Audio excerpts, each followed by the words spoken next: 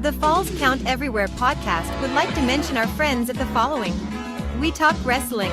For the one-stop you need for the most intriguing stories and headlines, and info on independent shows in multiple regions, We Talk Wrestling has you covered. Subscribe to Facebook's #1 interactive community for professional wrestling today. Pro Wrestling on Tuesdays are a blast with the Wrestle Talk podcast. Join the Night Owl, DJ Big Sexy, Luke Roberts, The Alpha, Jay Wade, Nightmare Jones, and many others as they bring you the hottest takes on the major circuits, showcase interviews with various indie stars, and the only place to get news on the most popular fantasy wrestling promotion, the FWWC. Catch them every Tuesday night at 7 p.m. Central. Find all of their media outlets on their website at WrestleTalkPodcast.com. Before each and every show, we like to remind our audience that freedom is never free, and all of us should be grateful to those who lay it all on the line. To all our first responders, military, and volunteers that help our nation every day, we love you and appreciate the sacrifices you make to protect all of us. Get ready for episode number 110 of the Falls Count Everywhere podcast, as we welcome one of the most brutal in-ring powerhouses to come out of the Southwest, Brick Savage. This podcast is scheduled for one episode, where falls count everywhere.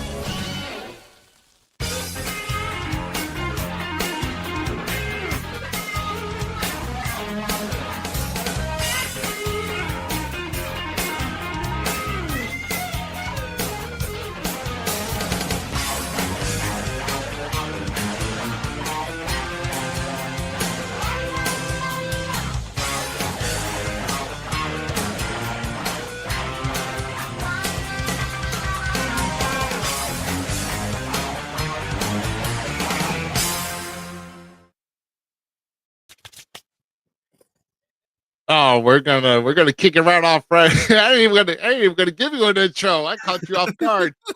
Oh shoot!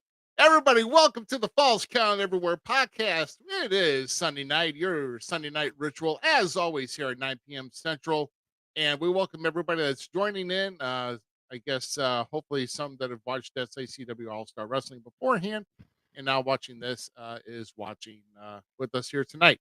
So. It's chat.restream.io/FB, everybody. That is what you want to be clicking on if you're commenting here in our chat rooms and you see the whole Facebook user type of deal. We would like for you to just make sure that we can see your faces here. But you can see our names every week. I'm Rough Cut Rick Ruby here on the left of your screen. To the right, of course, is the Gem City Mouse Zmiz. What's good? What's good? Man, a lot's good, man. Like I say, we always had busy weeks, bro. All throughout the entire week, we had busy weeks. I was able to kind of crash a little bit throughout the day yesterday, and then and I decided I needed a long sleep last night, so I got a really good rest in today, and I've just been pretty much been hanging and relaxing. And hey, now I'm ready for tonight, man. I'm excited tonight, man. If you don't know who our guest, if you don't know about our guest tonight, make sure you're tuning in. Brick Savage, he is one of the fiercest, brutal competitors to come out of Southwest, and there's a lot of different past guys that are his size where he's been through here. There's a mix of combination, but he just intensifies it a lot more with his in-ring ability. And the guy's got talent. I'm telling you right now, and it's going to be a great pleasure to speak with him roughly about close to 15 minutes from now. So, but how's your week been, brother? I know you're kind of, you had to push along yourself. So, started out great. Went camping with the kid. Went camping Wednesday with the kid. A hot day. I ended up getting dehydrated. Oh, woke up the next morning to sharp pains in my side. I was rushed to the hospital with a good old kidney stone. So I got doctor's appointments all lined up for this coming week. That was not on the agenda. Right. What is going to the hospital on anybody's agenda? Unless you're planning for surgery, of course. But there's some people in this world that I do not caretake or care for that much. But a kidney stone, like the pain in your side that you feel, holy cow. The question is, have you felt the final pain yet? Because you know what's coming. That's the I did pass it, I think. So Oh, you think? yeah, but doesn't hurt You, as bad. you kind of slipped Dude, over and paid more than one time. You couldn't tell if it. man, I feel bad for everyone. Like I don't know what I did in the past life to deserve that, but I'm sorry. Uh, wow. Well, we just don't know. Things just happen, man. It's like well, what the hell? What the hell? But But I've been playing Conan. I've been right. I've been playing the crap out of Conan Exiles. I'm Oh, kind of right. digging Yeah, it. Conan X. Yeah, that's right. Yeah, the game that you got here Well, on PlayStation PlayStation here. Yeah. PlayStation Premium gave it to me because I do the yearly thing, and Yep. good game. Yeah. Can't wait for next week though, because those new games are coming out. So those are gonna be good too. So make sure everybody who's watching here tonight, please share the show, share the links here. We're on Facebook, YouTube, Twitch, and of course on Twitter at FCE Podcast. And of course, we're doing all that we possibly can to get marketed across TikTok and Instagram. We would love to start going live there. Um, and just have everybody just join in on the fun. The more we spread the word, the more that everybody can experience the fun of each Sunday night watching us here. So, uh, and, we got a couple things to kind of discuss here. I mean, I know it's going to be WWE talk. I tried catching up with AEW. Apparently, the collision was last night where FTR faced Adam Cole and MJF, and at the end of the match, they went off the air. They shared pizza with the crowd and drank in the ring and all that. I read about it, but I didn't see it. But it's like, okay, I bet that segment is awesome. it probably was, but If unless it was just behind the thing.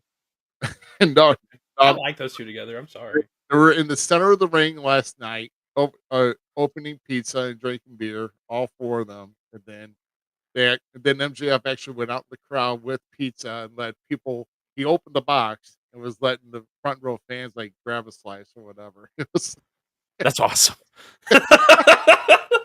That's I, I would have been that fan though, like slammed in my face. like, hurry up and Let's get get- yours.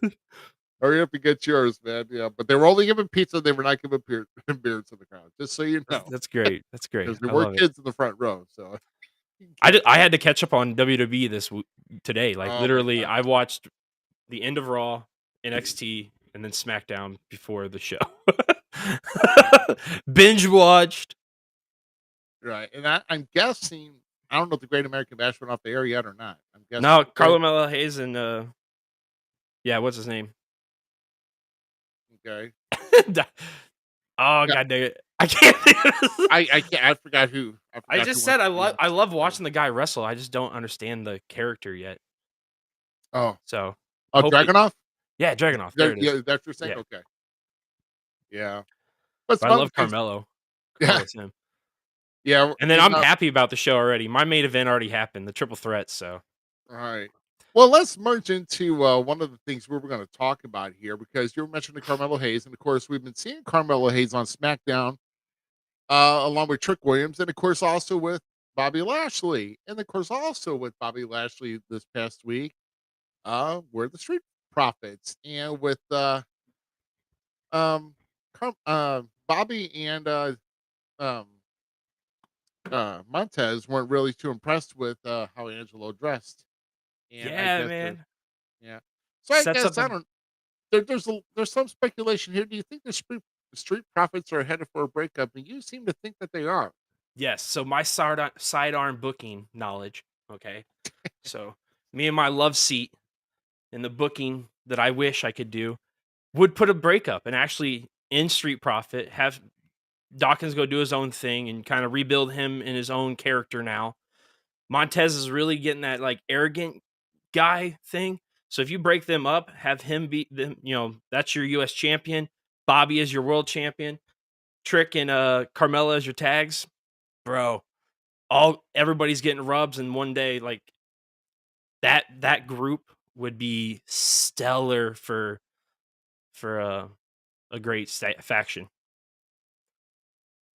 And Yeah. Trick Williams, I just want you to know this. Trick Williams, and this might piss off some people, and I don't care. He reminds me of a young Booker T. Watch him wrestle and stuff, and like watch his mannerisms and stuff. It is a 100% young Booker T, and it's the shiznit. Oh man. But Man. yeah, I see a breakup, man. I see the riff happening, and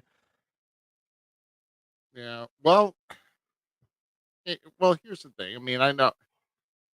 I mean, do you really want to? I guess when somebody breaks up, I guess when different factions form or different form of a faction forms, they feud within each other. Hence the NWO.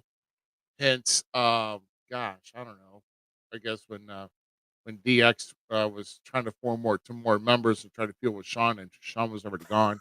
And I'm sure there's other examples of that, but I mean, to take D'Angelo out of the picture, I guess would be okay. But I mean, we have that's a my favorite Street Profit, bro.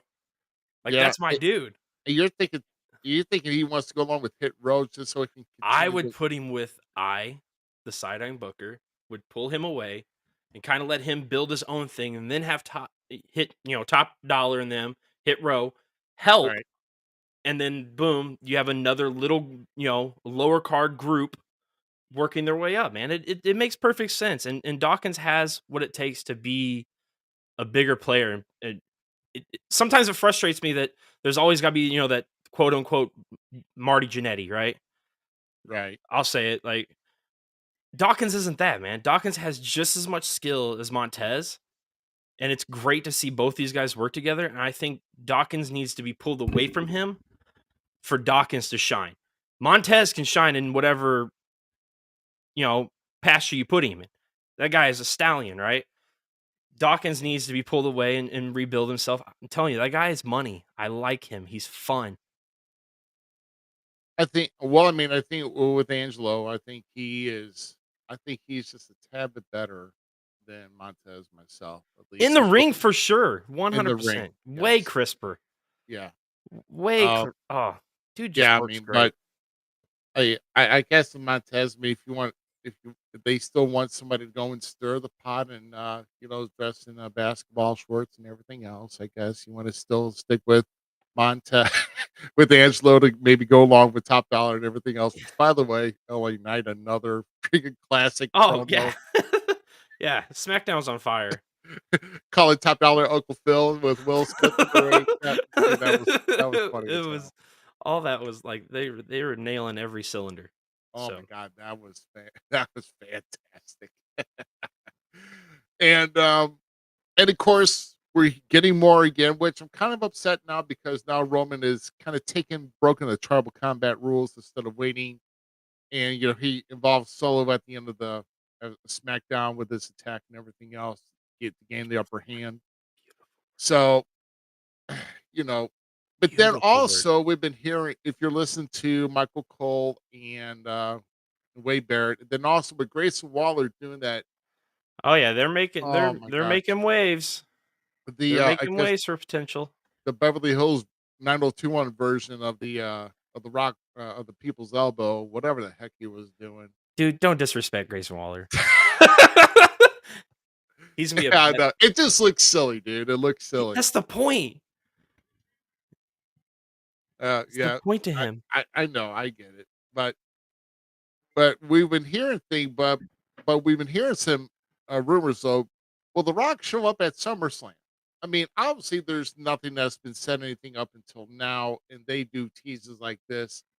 And my take on this is that I'm not going to put any stock into it if it happens. And if it happens, I guess, like I said, and I did say last week, SummerSlam was like WWE's like number two biggest pay per view of the year. Obviously, with being a Ford Field in Detroit, I mean they're looking to pack the entire Ford Field, whatever the case may be. Um, but if Rock does show up, I mean, Obviously, it's going to have implications on the main event in there. Main event Jey Uso. Uh, well, I don't know. It was pretty bad. Eh, I mean, it was funny to watch though, because trying to strut and do the elbow, yeah, that was kind of bad. But um, I don't know. I mean, but does Rock? I mean, I would say Rock would just show up and just leave. I mean, obviously he's worried about if he's going to lose any more money with the XFL next year, but otherwise, um, who knows? And why would he even show up? And if he does show up, does he run the program all the way through WrestleMania to battle with Roman Reigns? So I mean, there's just I a mean, lot if of he does, they can already there. We already know they can do the build that way, and Roman can carry the build with Rock popping in every once in a while. Like that could happen. yeah. Well, I mean, if Cena can do the whole once in a lifetime build up over a year, what with Rock being gone almost the entire year and coming back, I that don't Roman could know. do it from Those SummerSlam.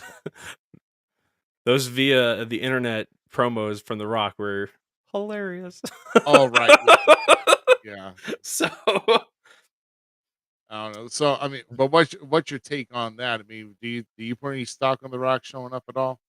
well, at this point, Roman, I'm hearing a lot of buzz that people are tired of Roman with like the title and stuff. So, like, this is a way to do it and pull heat, and get the title off of him, maybe too. But I don't see The Rock showing up yet. That I don't even think that's on the table as a thing, Here's the thing, personally. though. People thought with Cody Rhodes running his story at the beginning of the year, they thought, "Oh, well, Cody, this is it. Cody's going to knock him off his block." No, I'm like, no, you got to extend out his streak so he can beat Pedro Morales. But Doesn't matter. I want Jey Uso as yeah, the I mean, champion now. yeah, but see, that's the thing. That is the thing. The attention span of the wrestling fan has gone so short; it's ridiculous, and that's why you get all these. Short. I've been pumping for Jey Uso 3 years ago now. But Jay's been running the whole, staying Beautifully. faithful to the Love it. bloodline. So we're Love it. talking stirring up a new pot. We're talking Jey Uso facing Roman Reigns for the first time. If Well, they well, if they push it out that Roman's the champion still, right. this is the way they do it and have the Rock at WrestleMania 40.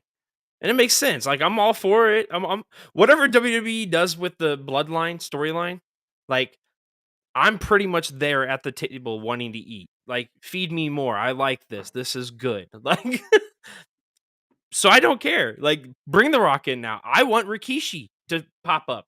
Like That's I'm that's the I'm that's sold. the Let's that's do the this. nucleus. Yeah, that is the nucleus of all that is Rikishi. Really is Rikishi. But if I'm ready for like whatever WWE wants to do with the bloodline for sure. right, but if you're talking about if you're talking mainstream big name within the Samoan dynasty, obviously you're bringing the Rock in. But Oh, if for you want sure. But the like actual nucleus. And don't get me wrong, we Rikishi could was get still both. Raw. We could get both actually. Yeah, we could get both. What if you got both of them in the same What? involved in the same line involved in the same match, dude? I mean, you never know. You have the So build with The Rock versus Roman all the way to WrestleMania, and then all of a sudden you have Rikishi just pop up. Like, no, no, no. I want this. I want to crack first before you even think about. And then like he's having that blowaway match supposedly at Royal Rumble, bro. yeah, right.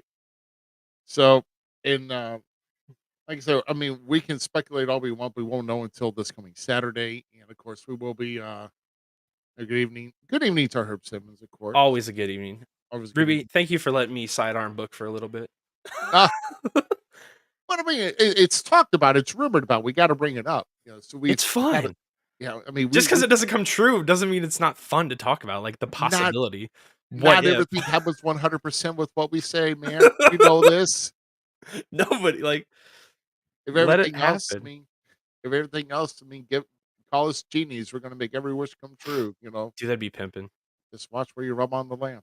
Um, and then we'll go. Terrible. Terrible. Let's do local footage. Come on. That's right. Let's get this. Let's get this Let's out get of the this way, ball man. rolling. Let's get this You're going. dirty That's man. right. All right, man. Well, that's enough for this week. So, like I said, we've got some local shows coming up. Stay tuned here for about a few minutes. We've got some more upcoming shows upcoming. So we're going to recap on some of the others. And hearing about when we come back here, we're going to have our feature guest of the evening, Brick Savage joining us here. So stay tuned to see what shows are coming up. We'll be back here on the other side. Check out these great shows and appearances coming to a city near you. Saturday, August 12th, Mid-States Wrestling returns to the Relics Event Center in Springfield, Missouri. Doors open at 6 p.m. and bell time is at 7 p.m. Your main event features MSW Heavyweight Champion, the Smoking Ace Luke Langley, defending the title against Sam Stackhouse. To reserve your seats for this event, visit mswtickets.com or call 858-848-SLAM. Arkansas Wrestling Association presents Indie Mania on Saturday, August 12th, located at 600 North 10th Street in Blytheville, Arkansas, raising funds for St. Jude Children's Research Hospital. Special guests scheduled to appear are Downtown Bruno, Dangerous Doug Gilbert, and Wildfire Tommy Rich. Ticket prices for the show are front row reserve $25, ringside reserve $20, general admission $10. Doors open at 5 p.m. and bell time is at 6 p.m. Don't miss this awesome event. World League Wrestling returns to the Harley Race Arena in Troy, Missouri as they present Summer Sizzler on Saturday, August 12th. Scheduled to appear on the card is Brandon Espinosa, Moses, Tootie Lynn Ramsey, and many more. Doors open at 6 p.m. and bell time is at 7 p.m. Advanced ticket pricing is $20 for adults.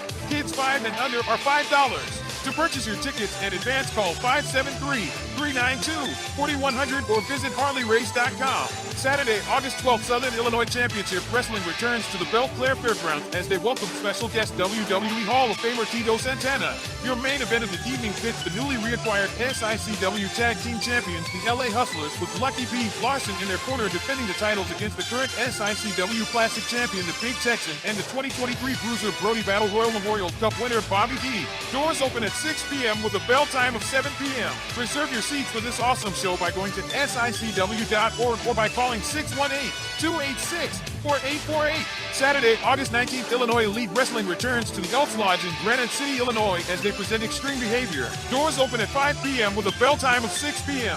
One of the showcase matches features the IEW Midwest Champion Shrapnel defending against Jody Ultra. Door ticket prices are $15 for adults, $5 for kids. Children 5 and under are free. To save money on adult tickets, purchase your tickets and advance online at IllinoisEliteWrestling.ticketleap.com. Tri-States Wrestling returns with a huge event Saturday, August 26th to the Breckenridge, Missouri High School located at 400 West Colfax Street, benefiting the Against All Odds Animal Rescue. Doors open at 6 p.m. with a bell time of 7 p.m. Your main event features the TSW Heavyweight Champion, the Iceman, defending his title against Franco Varga. Tickets for VIP front row are $20. General admission is $10. Children under 13 are $5. Get your tickets for this event in advance at tristateswrestling.com. Saturday, August 26th, the stars of American Championship Wrestling comes to Segment High School in Imperial, Missouri for a band program fundraiser. Don't miss the battle of Segment's strongest between the football team versus the wrestling team in a tug of war. Doors open at 5 p.m. with a bell time of 6 p.m. Front row seats are $10. All other tickets are $6. Get your tickets at the door or get them in advance by going to acwtheshow.com. Remember, fans, without you in the seats, there is no wrestling. Make sure you make plans to attend these shows, and we'll see you at ringside.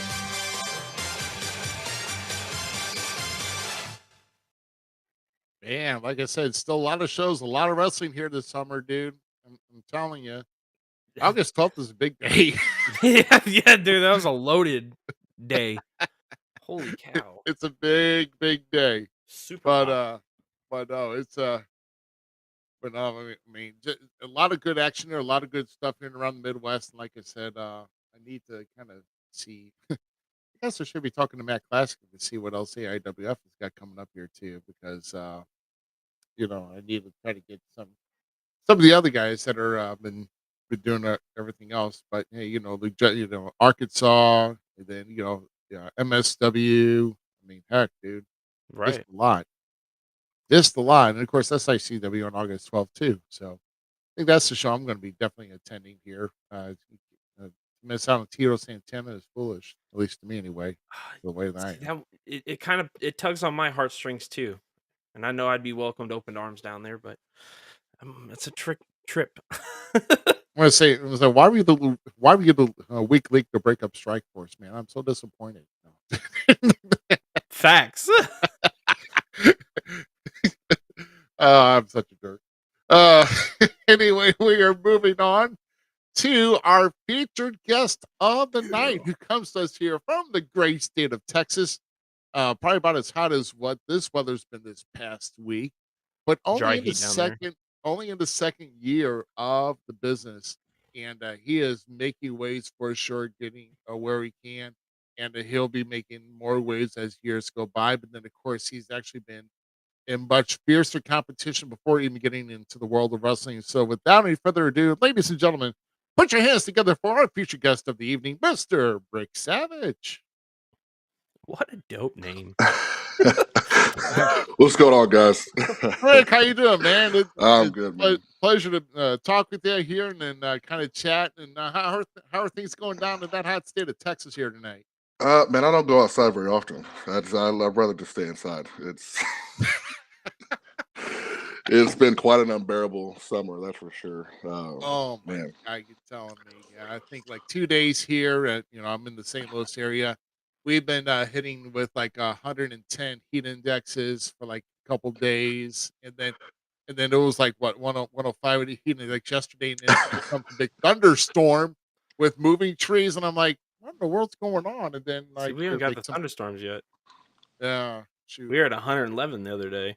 oh gosh I yeah, know it's bad, man. If I'm going to the gym, even if I just like step foot outside, I'm already drenched in sweat. Bro, I already, facts. I already sweat enough as it is, but as soon as I walk outside, it's just immediate. I'm like, man, damn, I don't even need to go to the gym. I just walk outside for like 2 minutes and I'm good. 100%, dude. Preach. I feel that. yeah. I mean, if you had your druthers, I mean, dry heat or humid heat, I'll tell you what, I'll take the dry heat any day because I was in Arizona last year. I'd rather take that dry heat over humidity any day. Yeah, it's But that, not my favorite. I'd rather have the summertime than the winter. Man, No, it's just no, easier winter. it's easier to cool down. It's easier to cool down and stuff. You can do a lot more things in the winter. Everything's shut down. You can't jump into a pool. Yeah, it's just winter's not really my thing there, being cold, but I can put more clothes on. Can't take that much off before it's illegal. that's That's all I'm fair point. saying. Fair point. and then the pools in Arizona, dude, it's almost like you go from outside and you're jumping into like kind of like a hot tub without the bubbles. It's like it's not even cool. Like, what do you do? I know people around my area that have heated pools, so still swimming. You won't need them now. I'll tell you that. Wow. So, yeah. So, Brick. I mean, like I said, you're coming to us here, and we're going to get into more about what you're doing. And like I said, our good friend Matt Classic brought your name to us, and this has actually been kind of in the works and off and on because you literally have a very very busy schedule. I mean, you do, but that's a good thing though. That's Yeah. great because a lot of guys are moving around doing whatever they can in multiple states, multiple promotions. I mean, gosh, I mean, you're a one guy everywhere. And if anybody finds you on YouTube or whatever else, whatever matches they have you, they see you in action. They're going to find out the reason why people are Yeah. wanting Brick Savage.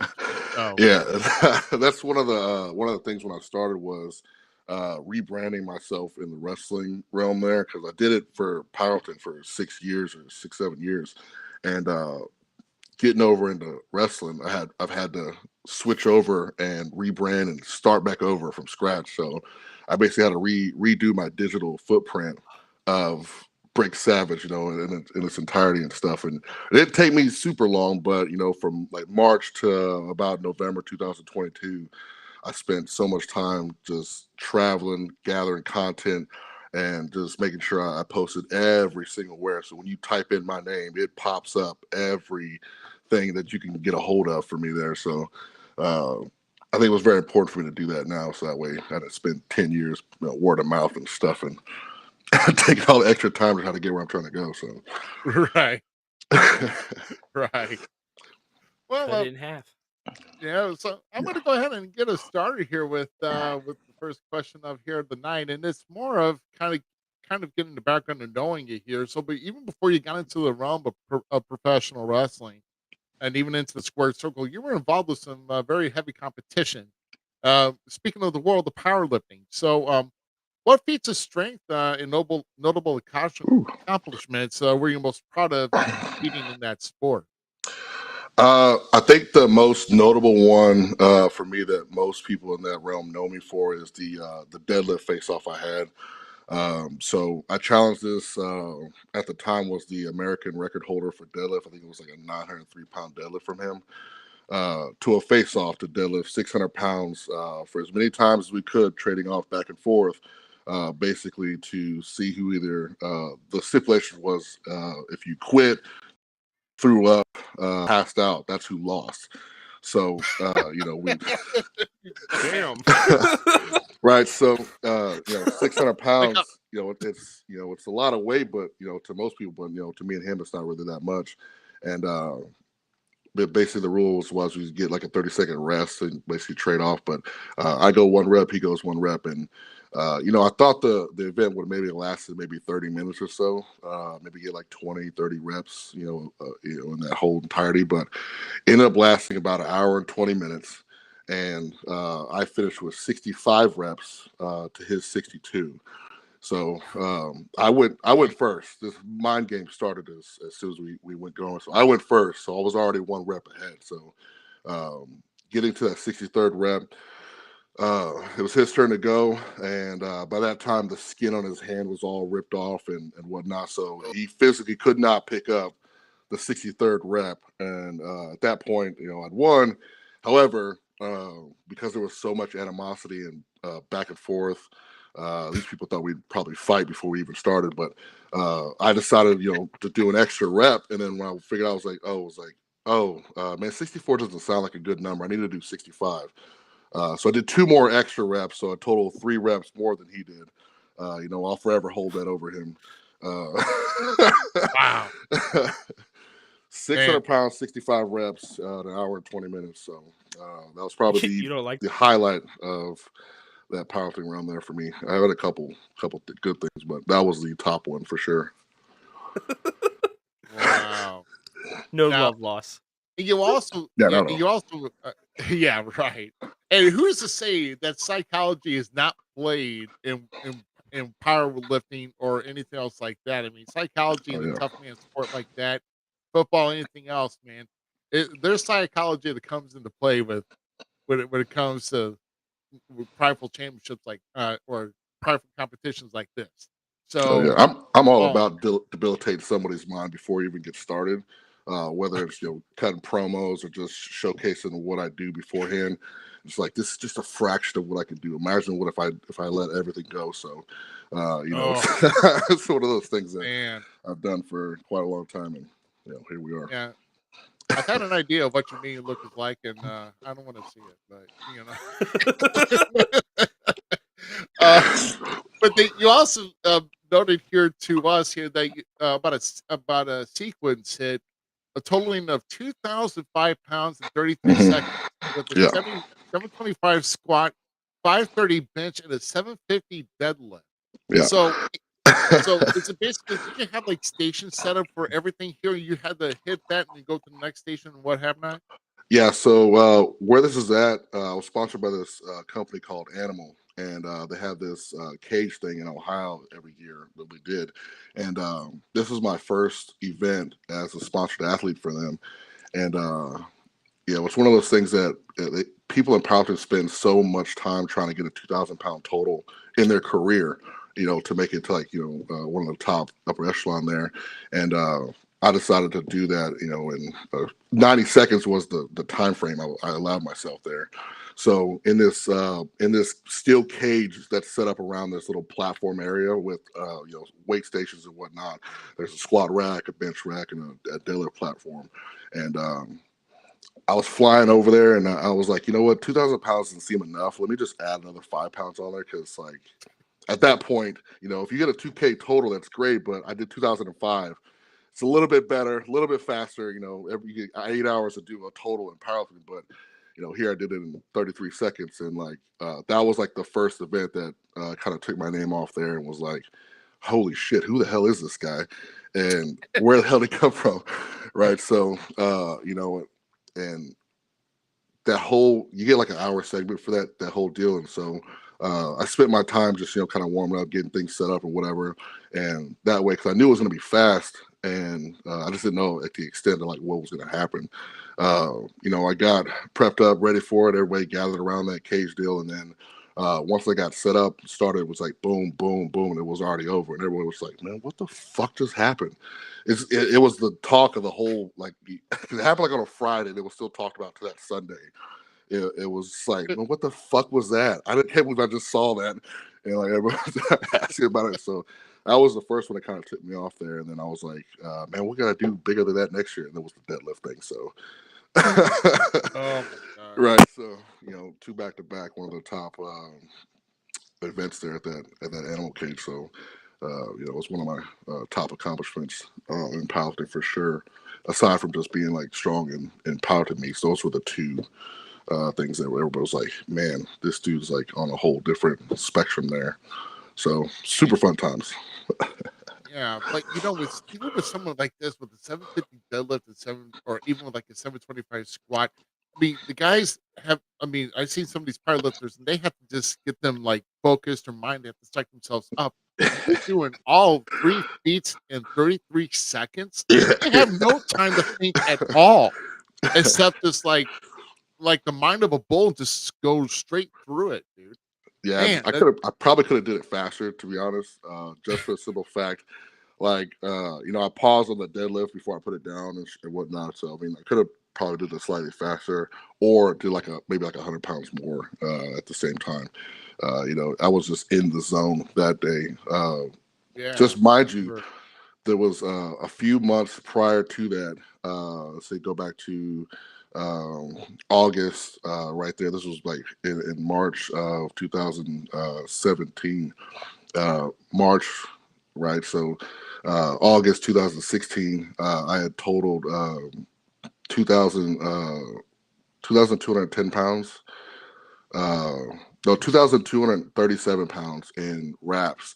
And then February of 2017, I totaled 2,210 pounds in sleeves. So it put me number 2 in my weight class right there, and then right after that, I had that event. And it was just like, man, who the fuck is this? Because I was like, boom, boom, boom. And it was like right there. It was like, it happened so fast. So I was like at the upper echelon, just like, man, just complete badass right there for me. So it Wow. was fun. Fun times Holy cow! Yeah, I'm gonna imagine so. That in the zone, man. yeah, yeah, I yeah. have respect for the powerlifting, and I just can't. There's It's time Bruce- consuming. It's hard, man.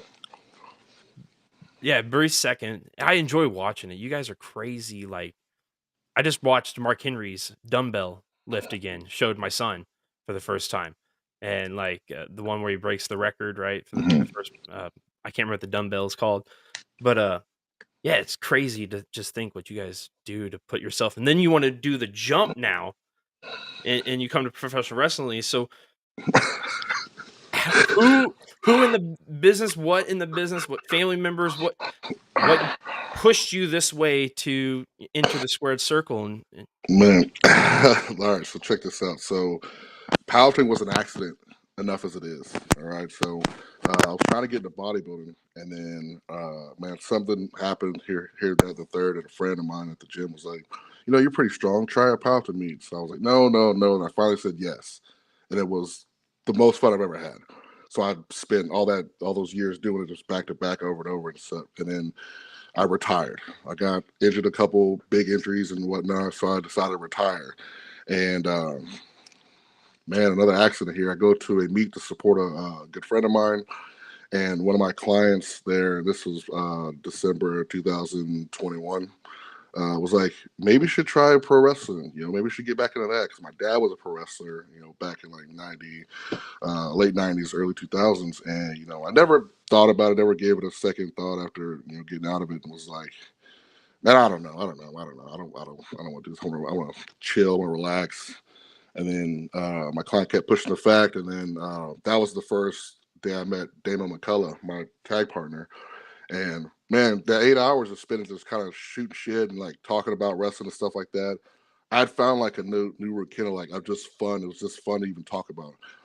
So he basically invited to me one of the training days on a Wednesday. I bolted up to Dallas and was like, all right, let's see what I can remember, what kind of ring rust I got. And over the 2-3 hours that we spent in the ring, it kind of just started knocking stuff off and kind of getting more fluid and less rusty. And I was like, this is kind of fun. Let me go home and think about it. So that 3-hour drive was enough for me to be like, all right, I think I'm gonna do this. I grabbed what gear I had from old powerlifting gear that never got to wear that I had made because I was sponsored with this company. I couldn't wear it because it wasn't their brand, and I put all this stuff on. I kind of had this imagery right. I cut this little vignette and I posted it on my Instagram story. And like I had like all these like, well, what the fuck is this? And like Damo saw it and was like, what's going on right now? I was like, dude, I think I'm gonna do this. I think this is gonna happen. And then next thing you know, a couple months later, man, I had my first match and boom, I just took off from there. It was like, all right, this is I'm gonna do this. So it was an accident, man. It was basically an accident. And then here we are. It was an accident. That was an accident, man. That's when somebody drops their toast, not falls into wrestling, bro. What do you know, man? It's a damn accident. That's awesome. So then, you fell into wrestling and stumbled. So what wrestlers have you, maybe imitated or enjoyed that brought you to maybe, stumbling into the love of professional wrestling? Like, getting back into it, man. I had the imagery, the Raven kind of imagery going, like the dark brooding kind of character going. Everything was all calculated.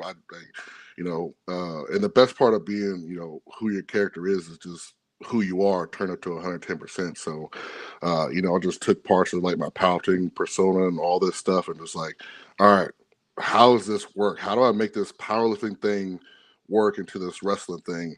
And there's these moments where I have like right before I lift, like I just completely snap. And I figure, okay, this is the zone I need to kind of hone in on and focus on. I'm super athletic, so I could do a lot of the stuff that, even like maybe a cruiserweight could do. So I could, trying to think about certain wrestlers that work that style was like, okay, I could try to imitate this stuff, like, like a Rick Steiner kind of thing. But I want to be smooth like a Scott Hall, I want to be able to move and be powerful like a Vader. So like trying to like think of like, how do I kind of like grab certain things? And those were some of the guys I was trying to take a look at and trying to see what little pieces I could pull, like Rhino and Bam Bam and Shuji Ishikawa, just like kind of grab these little things of stuff that I liked out of that stuff and just kind of put it into one being. And man, it's taken some time to get into where I'm at now, but man, when I was first getting it going, my persona, when I come out the ring, you can tell the energy changes in the room. So that was always a good thing for me, but it was flat for me. So I was trying to figure out, okay, how do I get more extroverted in what this persona is? And I think it was the Inspire show that I kind of got. I got everything all together, all the bits and pieces from all these matches I was doing, and then it kind of just clicked right there. The persona just in the ring, instead of just talking about it, there it was. It just kind of happened. And I was like, okay, that's the energy and vibe that I need to do all the time. And man, it kind of took off from there, and it was one of the probably most satisfying feelings that I've had was doing that match and getting to be able to kind of feel what it was supposed to be like and kind of take it and tweak it every single time I step out the curtain. So you definitely a lot of work. A bunch of my core favorite big dudes, by the way. So like, and I said, who'd we have last week? I said that I want to see him versus Jake something. So another TNA guy, Impact. Sorry, it's not TNA anymore. Impact Wrestling guy. You versus Josh Alexander would be a sick match, bro. Yeah, like I thought about that, bro. Your style, like, I can't wait to see what you do, man. Yeah, because Josh he's definitely one of the ideas I thought, my character could be, this, wrestling brawler type thing. And I was like, man, I don't really want to pull like that wrestling thing out. The headgear thing is cool. It fits him perfectly. It's really good on him. Right. And, when I was trying to think about the the character Brick Savage in its entirety was like, okay, maybe I have this like underground brawler thing going on about me and stuff like that. I do like these shoot wrestling moves, and I was like, man, it doesn't really flow right. It doesn't flow right for me. I've tried several different things, and it didn't flow like it needed to. And I had to let some of these athletic things go, but they're there if I want to use them. But I had a lot of let some stuff go that didn't really fit that persona per se. So it's definitely been a work in progress, and it's fun kind of trying to see where that's going. This is me putting in money in that I don't have, but I totally I'm buying, bro. I dug you, so Appreciate it. And when you're getting in this business, I mean, as long as I've been in it, I mean, every time usually, I mean, it doesn't how long you've been in the business, you've got to do something, because sports involved, businesses involved, and things change a little. You have to try to adapt to that change. What can make it better? What's going to Yeah, make people tune into you, and what you want, yeah, or what kind of message are you trying to relay? What type of energy that you're trying to project into, like you were saying, yeah, the energy changes when you come out of that curtain, and that's yeah. you really should aim for that. Everybody should aim for that, you know, instead of I mean, he said he wanted to take away from Raven. I literally just was watching him versus DDP this week. Like that whole build and match and going on MTV, and dude, that stuff was sick. Like, yeah, bring that energy. dude, Yeah, it's really it's a lot of the times when I was starting out, I was doing the sit in the corner thing because it was one of those things that Jake the Snake and all that stuff.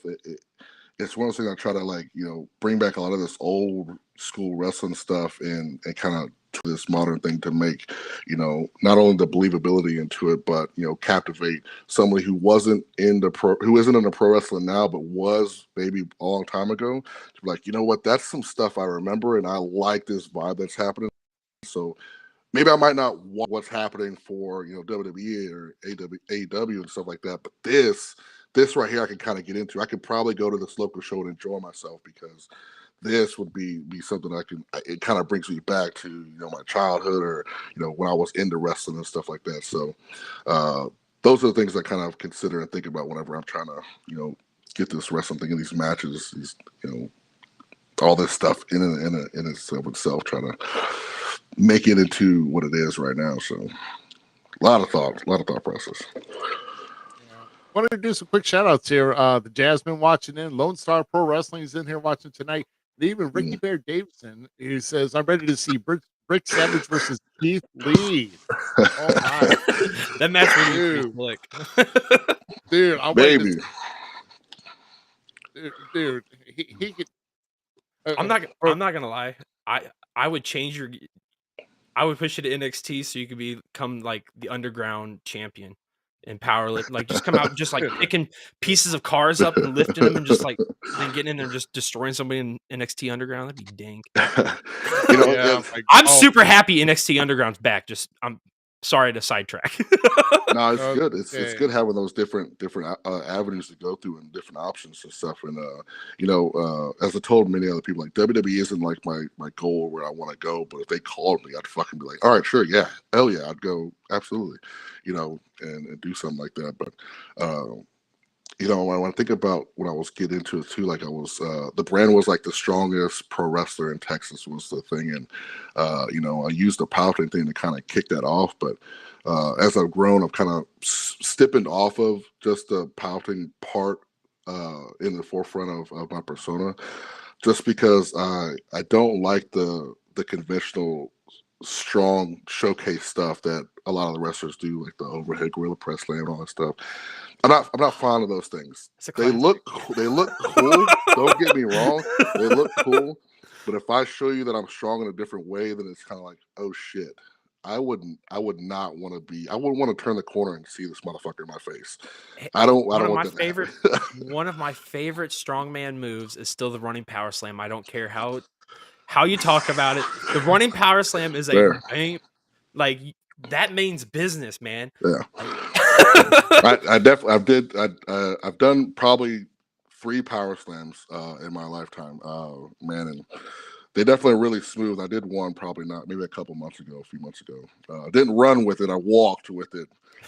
So, It's all right. just It's all as right. bad. Yeah, the end part was it was a more devastating thing once I snapped him to the mat. So it was like, oh, okay, oh shit, you know. So I might throw it here and there, but it's one of those things that I don't consider to like put in there because like if everybody's doing something like this, I don't want to do it. That's just one of those thought process things that I kind of consider when I try to put my matches together. And yeah, like I said, it's really good to make yourself innovative, and if you can figure out a move that's a different variation of a move that's basically it's not gonna really take a risk on either one of you, then Yeah. that's good to do. I mean, if you can think outside the box and find something way to tweak or whatever, that's that's definitely something good to have in your cap. Yeah, I Put together in got your cap. one. I made it because it was an accident that happened. It was a botch in a match that it started with, and then there was an accident that happened in training, and then I figured it out and turned it into a move. It's called the Yellow Brick Road. It's basically like a one-arm powerbomb choke slam thing. So I use it as a counter for the most part, where I'll scoop under the opponent's leg and then lift them completely straight up and just fucking dump them. So it's probably one of the most safest moves that I could do, but it's one of the most terrifying things because not only did I just yank this Yellow person brick road. off, well, man. So the idea behind that is I just spiked you on your kidneys and made you piss yourself. So that was it. I got the joke, bro. Did you not see the intro? So it's one of those things that a lot of the times, like I don't really need anybody to post for, and like they get really surprised, and that's part of the idea is when you get the oh shit on their face in that shot, it's like what just happened, and now I'm on the mat like flat, like oh crap, I gotta get away from this person immediately. Say the move, the way you described it sounds nasty to watch. I mean, it just sounds bad. It is. People gotta stop. They gotta stop throwing kicks at me, man. When I'm on the ground, they gotta stop throwing kicks at me. That's the worst thing to do. Yeah, it's the worst thing to do. There's a tip, guys. It's the worst thing. I can scoop around, tilt around someone and just scoop under you really quick. But throwing kicks at me while I'm on the ground is the worst thing to do because it just poop, poop, and you're gone. Yeah, there's nothing you can do about it either.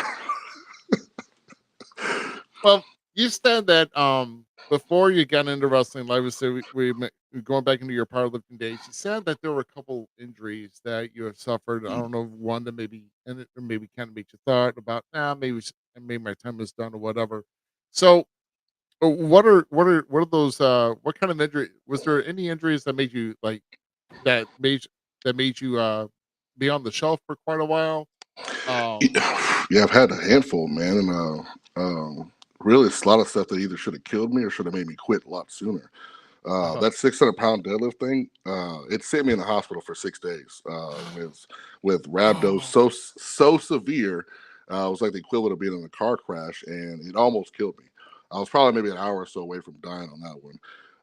Just from being completely dehydrated, not fueled enough, and then just the event just taxing my muscle, just kind of my kidneys got just overworked, and man, it sent me in the hospital for 6 days, and even when they released me, my creatinine levels were so elevated and stuff like that. I should not have left the hospital, but 3.5 weeks later, I squatted 800, 900 pounds, and I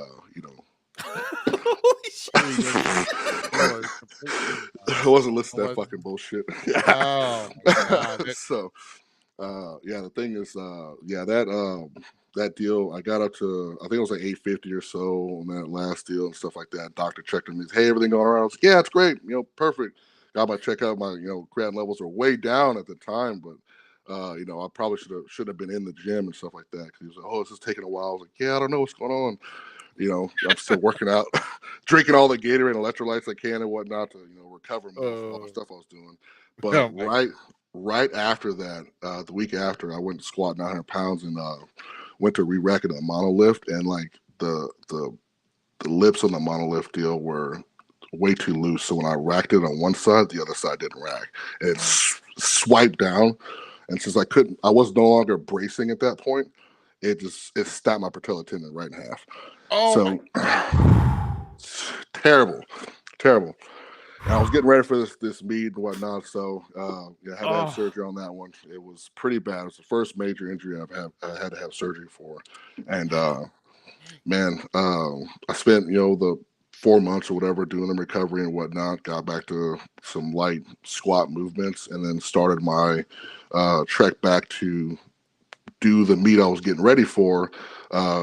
Which would be a year to that date or whatever. So. Man, I got cleared after the 4 months to start my training again. So from January to August, I spent so much time working on recovery and whatnot to get to this meet. I make it back to this meet. I finally squat this 800 pounds, and it was 794 in kilos in sleeves and whatnot. It's the part that pissed me off the most. So I didn't get the 800 then, but I did the meet, completed it, whatnot from that injury, which I probably should have just retired from there. And I was like, okay, I have to get this 800 pounds in sleeves. Like, I have to do this. This is like the one goal I haven't had to do yet. I could do it in wraps, haven't done it in sleeves.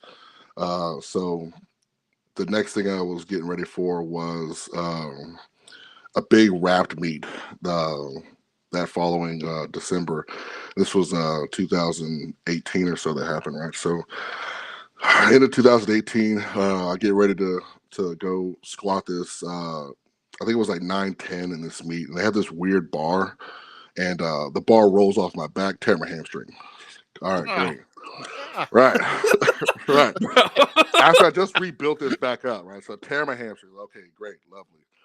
So 2019 starts and whatnot, and I recover from that, get ready, prepped up. So I finally get to this meet. I squat I think I do 805. Right, I get that 805-pound squat. I finally get that deal done in this meet. I'm getting ready for another meet so I can squat 1,000 pounds in wraps this time. Right, I just did it in training. Did 1,003. Right, did 910 in sleeves. Did 1,003 in wraps, and I was like, okay, cool. I'm ready to do this meet. And one training day, it's real late at night, so which is my normal thing. I'd go and do my bench press stuff. I think I'm doing like 525. I'm on the second rep, and as soon as it comes up, my shoulder just kind of gives out. It just lands on top of me. I'm like, what the fuck was that? So I throw it off me with the one good arm I had, and was like, man, what the hell was that? And I do some push-ups, kind of rolled around. I was like, this is weird. I go to the doctor, right, whatnot. It was all right. You need an MRI. Come to find out, I tore my rotator cuff and that deal. So it just kind of just snapped. And I've had iffy shoulders from just like football stuff from years of just hard hits and stuff like that. So I've always had kind of like delicate time to take care of my shoulders and joints and whatnot. But I have degenerative arthritis in my shoulders, and it Uh, just finally gave out. So dang. that was the last straw. I was like, that was the next major surgery I had there, and was like, I'm done. I don't want to do this. I'm tired of this rebuilding, climbing up the mountain thing instead of just like eating on the mountain. This was no longer fun. I keep getting hurt. I was like, I'm done. I'm just done. All right, so that was it. I don't want to do it anymore. And this was 2021 that finally happened. That rotator cuff happened. So I was like, oh, I'm done. And then you know, I retired and was like so weary about what I was going to do. Just like, this is weird. I'm in a weird space. I'm not doing anything competitive. It's been like, been competitive in something for the past 7 years, and I don't know. That stretch from like April to December was just so weird for me. And then ran into demo, and then I was like, all right, well, I'm kind of healthy now. Everything's all healed up. Back in the gym, kind of doing my thing and whatnot. So I don't know. Let's see what happens. And yeah, I want to lift I just kind of stop with all the super, high strength stuff now. But if I wanted to, it's still there. But just don't. Those I don't need to do any of that stuff anymore. It's not important. There you go. Well, I mean, so coming from the world of powerlifting, I've already brought up Mark Henry. We even had the great Ken Patera on here once before on False Count Everywhere. Yeah, He's saw another that. great legend coming from the powerlifting world, what abilities and ways, in the ring has powerlifting, set you up for? Like, what kind of attributes did you use from there? Man, the deadlift thing is probably the most efficient one that I use, and just like the squat power that I try to portray. Because like, not only do I have these big tree trunk legs that, if you get under my boots, it's a bad place to be. Right. So I do this ridiculous stomp thing where I grab the dude's arms, right? I kind of jaw jack in front of their face and whatnot, and then I draw them back and throw my foot through their chest into them. You can't go anywhere but the mat. So it's probably the worst thing for your neck. Not my problem. But, that's one of those things that that squat power, that deadlift power comes from just generate that quick force from just out of nowhere. And then my deadlift power bomb I call 6 to midnight for obvious reasons. Good night. Good night. Right. So I don't have to particularly set somebody up in a power bomb. You can get out of that, right? But if you're on the ground, you can't really go anywhere. So if I roll you up and just yank you up off the ground, there's nothing you can do about it. So that's one of those things that, that deadlift thing, and just being able to snatch stuff off the ground, in that way, and just kind of throw it back in the mat. Those are one of those things that I kind of took away from powerlifting, just the being able to generate power just completely out of nowhere, and being so explosive just with the snap of fingers. One of those things I got from powerlifting that I use in wrestling quite often. That people are just like, "What the fuck was that?" kind of thing, which is fun. Nice. Never even thought about like how how rapid fire you guys go with your list and stuff. Like that actually is going to come in handy. Yeah. It never even crossed my mind. Yeah, so if you think a deadlift thing is one of those very intricate lifts where it doesn't have an eccentric load where you're kind of getting ready. It's like a squat, you pull it down, the squat up, right? Bench press, you pull it down, push it up. A deadlift, you're just there. Right. And you have to generate that power and just do it, right? You have to yank it up off the ground. It's complete dead weight, right? So being able to generate maximum amount of power and force in such a short amount of time to be able to lift, these hundreds of pounds off the ground is one of those things that I think is really underutilized in a lot of athletes, especially strength sports stuff. But deadlifting it's so intricate that, if you do it wrong, it'll jack you up really fast. So if you get good at it, there you go. That's one of those things. So. Oh my God. Wow. Well, dude, yeah, because guys, that have been in this business and that have tried wrestling, another couple names here that because I'm old school. I don't know. I couldn't pronounce the last names, man. I'm not pulling that off. Yeah, that's all right. I'll be It's all honest right. with you. We're going back in the '80s. With even with world strongman competitions too. Like Ted Arcidi and Bill Kazmaier. Those are another couple names that are in the past. But they weren't really utilized really that well. And I don't know. Maybe if their movesets weren't really as intricate as they didn't know a lot what to do other than just maybe throw a guy in a slam or throw a clothesline or an elbow, and that's about it. I really don't know why they didn't utilize those guys. Maybe they didn't get over. They just come in like literally when they come down, they just look like they just got done doing the lift, and now they drive themselves off and they're going to the ring. That's basically what they look like. Yeah, it's cool because Bill Kazmaier was at one of my first big meets, and when he saw me, was like, "I think you got something here in this powerlifting thing." It's it was super cool to me. He talked to me like 3 times, and I was like, "Holy shit, why is he talking to me so much?" And right, and it's in strongman, he's got the personality that's just like super charismatic, but like in wrestling, maybe it just one of those things you just didn't maybe put enough time into and whatnot, and just kind of develop that self. But whenever I'm getting into this thing, I'm like, what will set me apart? What will make something, whatever I do, my work in the ring, make a little bit different? So I basically just, consider myself a big bully. And what would I do that's the most annoying and obnoxious and like rude thing I could do to somebody, that if I was like your big brother and just like there wasn't shit you could do about it? Those are the things that cross my mind. It's like, make it to like it sets into reality of somebody sitting in that seat watching, like, this is some shit my older brother would do to me, and I absolutely hate it. There's nothing you can do about it.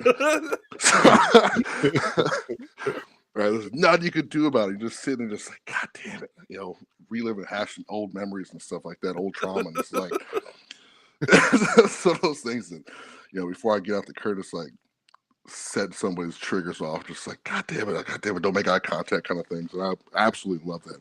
It's hilarious to me. And it's those things that I think about whenever I work. So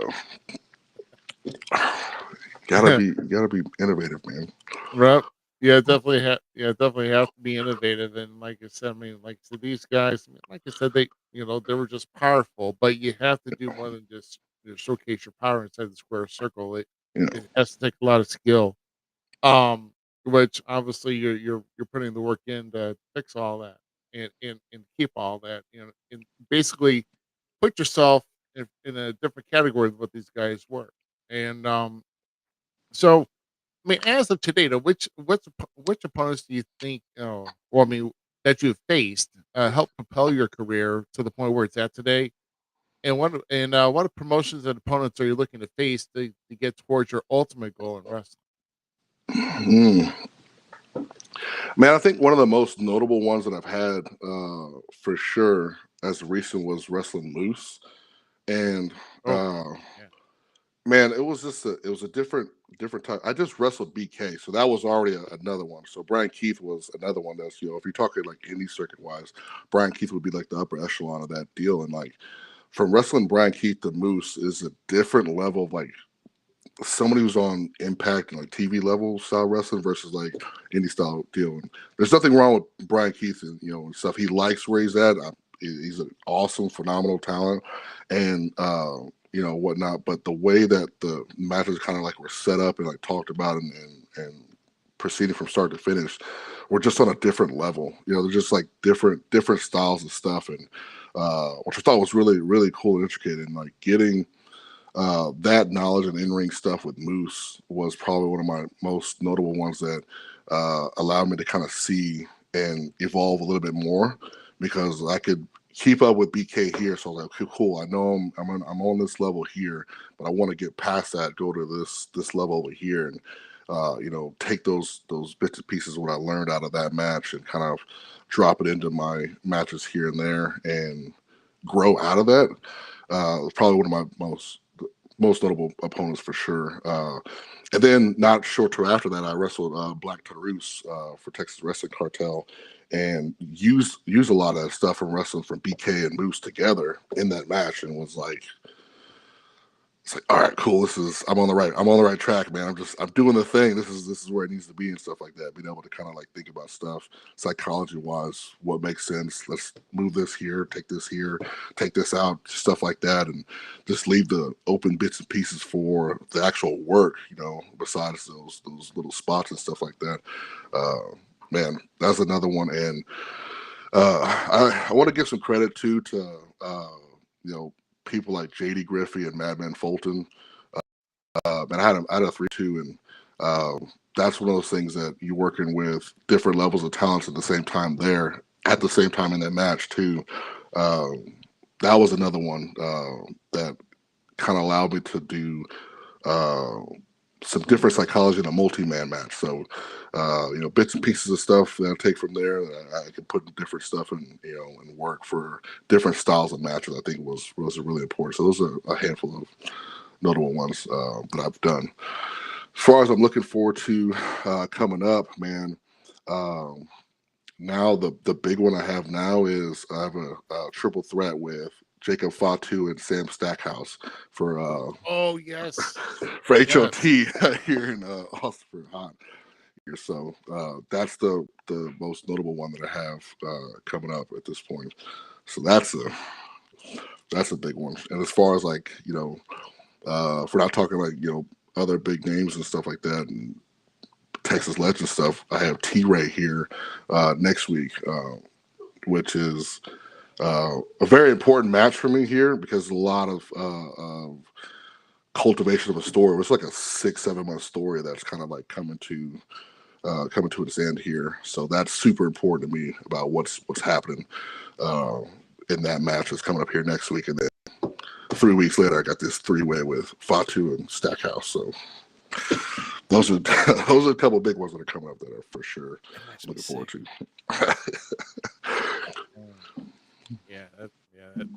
That seems like there's gonna be a lot of beef in that triple threat. I'll tell you that. Heavy beef there. Key word of the match: reinforcements. So yeah. Stackhouse and Gun Show. We just had this show last month, and they broke that ring. Just them falling through that 1,000-something pounds. That's like 11, almost 1,200 pounds, to be honest. Falling through that ring and just like, oh shit. Now I gotta put 3 of these big beefy dudes and stuff in this ring moving around like some damn fools in the head off. I mean, Stackhouse isn't some like dude who just isn't mobile. This dude's agile as shit. So you're talking, 3 of the most agile people that I could think of in a ring together. While not only just being agile, but being heavy and jacked and juicy. That is intense. So it should be fun. That should be interesting to say the least. Yeah, I mean, it should. It should. I mean, you still got a little time to prepare for that, but it's good to know what you're getting into. I mean, we do go to these promotions, and especially if they're going to bill you on the card, make sure they know what you're in for. So yeah, for sure. Yeah, they definitely was going to make sure they were like, all right, we're definitely going to reinforce this ring for sure, and you'll be fine. I'm like, all right, okay, sure thing. I can only trust that so far, until it happens. I have to see, Wow. Fingers crossed.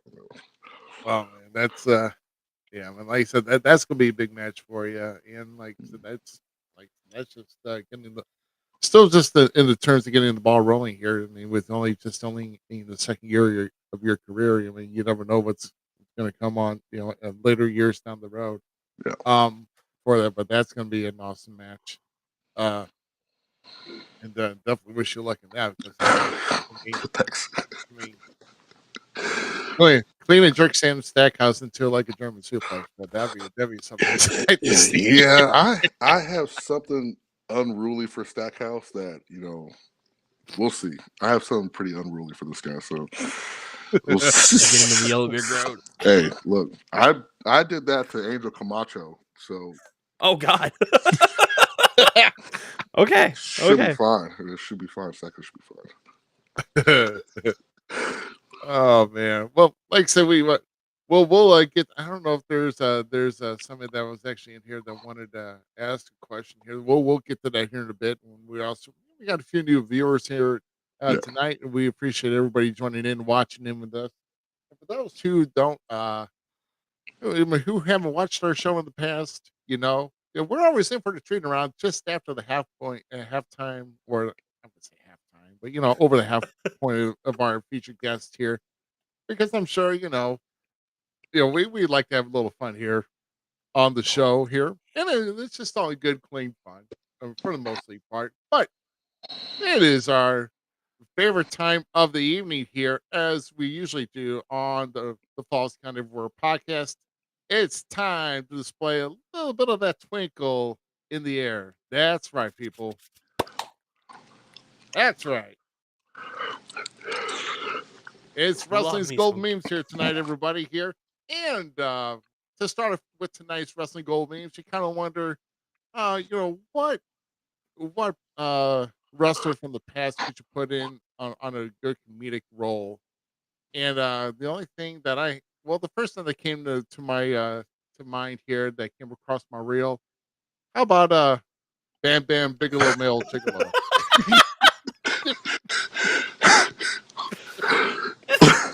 So I think it would be a good role for me, to be honest. Like, he would make stacks of money with this. Oh my god, that's 100%. Punk on Collision supposedly he did emulated Bam Bam doing the cartwheel. I saw that just recently. It was awful. Bam Bam's one of the best. I can't get enough of Bam Bam Bigelow.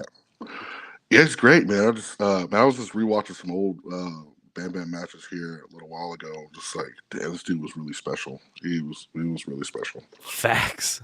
Oh yeah, the guy, his size and the way he moved in the ring, and oh man, that definitely so. And taking the entire taking him taking the place of Rob Schneider. I mean, you think you think he would still use the ass punch on a prostitute?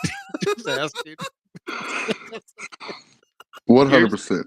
100%. You're so wrong. I love it. Oh, let's make our first official one here. Yeah. Oh, this is going back to DX days here with the phases of the Road Dog here back in DX. You know, his catchphrase, you didn't know you're asking to call somebody. Well, Mr. Brian James, the office here. I understand you have not yet received the required information. I strongly suggest that you contact someone regarding this match.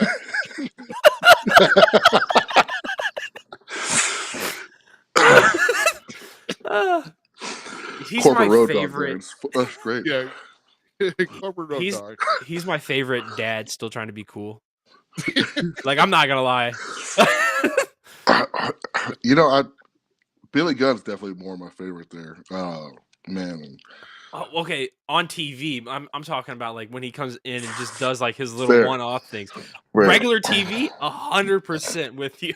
Yeah, I mean, Road Dogg's definitely got the dad bod thing going on. Like, you know what, I retired, I'm enjoying it kind of look. And he's definitely this is perfect. He's just corporate Road Dog is But like I'm talking about like the little just one-off skits that DX and like they just show up every once in a while. Like it's like, dude, you're not even that anymore. Yes. Actually, now I question if you're even that thin. Love Road Dogg, one of my favorites. Oh yeah. And of course now we're in the hot, like so we're in the summer times here, and we talk about heat being at the poolside. What about when you step outside and the smell of your neighbor's barbecue hits? Dude, that's a whole feeling and what the kids say a vibe now. 100%. It is man, I got a lot of people that barbecue around where I stay and stuff like that. It's just like, oh man, I might have to go jack these people's first plate real quick. You would do that to Zmiz, I would be like, here you go, bro. Absolutely. I wish you guys got cooking over here, just kind of yeah, cool, thanks, appreciate it. Just kind of go about my day. It should be just known that like when you barbecue and if it's in the air, you're inviting other people. Like you're just signaling everyone. Right. It's been a while since I cooked, but I know I could tell when I cook, and I know when some of my neighbors cook. And you're 100%. Barbecue is like I do like the nose radar. Like I step out and I just I pan around to find out where it's coming from. Yeah, I know a handful of these people that are around. It's like, you know what? If I go knock on this door and stuff like that, either they're going to call the cops or going to give me a plate. So one or the other. 50-50, man. Yeah, it's not really an in between there for me. So flipping a coin on that one. It's like I'm hungry. I'll take my chances. So. I don't know, man. Good barbecue is good barbecue. Oh, and let's see, poolside, right? No, here we go. You don't even, I like how this really needed no introduction whatsoever. That's funny. Why would the bird be ever known? Because it's always the bird feeder. They always have something blocking the squirrel. I literally just watched this. I just watched this TikTok not too long ago. They put some like hood thing that was just like on this pole, and the squirrel could not get over it. It was the funniest thing. We're just trying to do all this stuff, jumping on everything, and just could not do it. Bird just comes in, fruit, takes off. It's like, man, that's terrible. That's so wrong. So bad. So good. Did you see there's a guy on TikTok that like spent a whole time to make a bird feeder that a squirrel can't actually get to, and it's like all these like it's a whole maze of stuff, and they're like traps that shoot the squirrel off. It's pretty funny. I blame that on COVID, not gonna lie, because people got so innovative with building stuff that I am not surprised that that's a thing. It's not surprised at all. It is the It's a funniest. great video.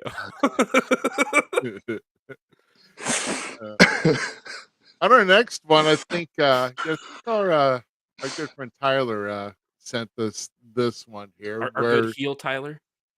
the heel Tyler, yes, the heel Tyler. That's another story from It's one of another our damn viewers. story.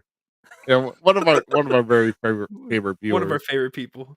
Yes, that you may be cool or you may be chill, but you'll never be Dusty Rose on a sun lounger or speedo still.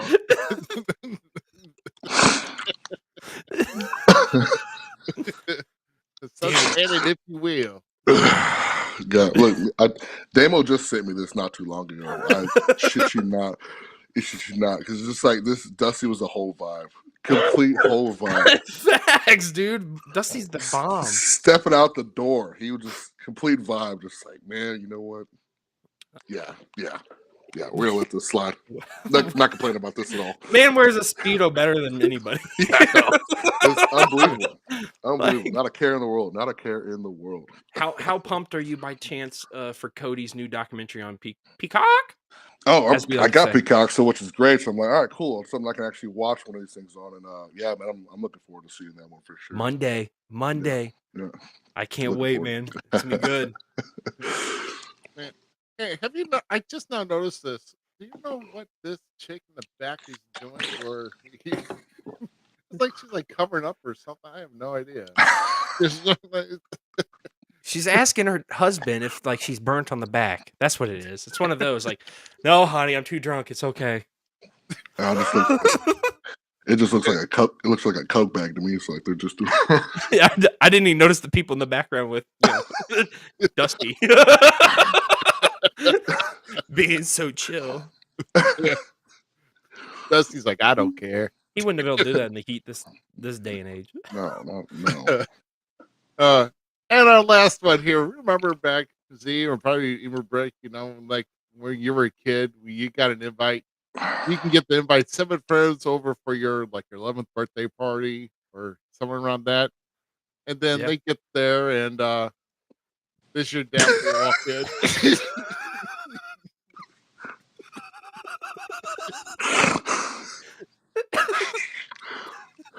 I almost feel like I'm getting to this point. I'm almost there. And I'm just like, man, oh my God, this is 100% facts. I'm just like, here goes some trauma, some childhood trauma. I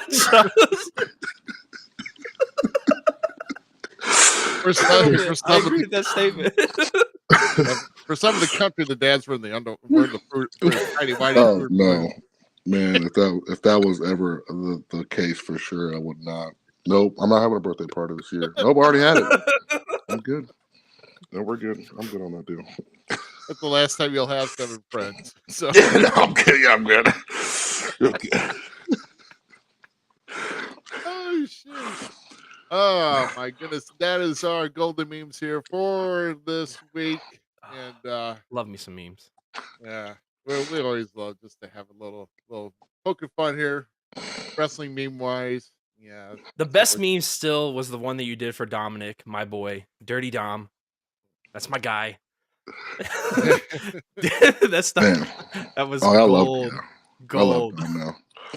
Dom is he's grown on me, man. I'm glad that he's doing what he's doing now because man, that other shit was not working for me at all. Him and Rhea together is pure magic. I love. And by the way, I feel like it's. Can I break a spoiler? Well, Dom's still your North American champion for NXT. That's my boy. He would be. Man, dude, Wesley's everybody in that match was amazing. Yeah. So I just love wrestling all the way down, through and through, and I will watch whatever pick. But I love watching Dominic grow. Wesley once again proves to be one of the best workhorses in that division and that group right now. Like, no, beautiful stuff. Give me more. Your mic went out, brother.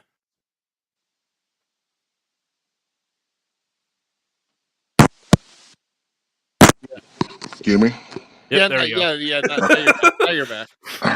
Yeah, I don't get to watch too much WWE stuff. I try to like watch like wrestling stuff. So like, there's just like they're doing like a whole thing. They're not here for like your 5-star classic matches. They're just here to do. They're doing a show. So when I get to watch a good match and stuff like that, I really appreciate like stuff like your WrestleMania stuff. We get to watch matches and shit. So, man, I think was Wesley in a 4-way with a Dragunov not too long ago.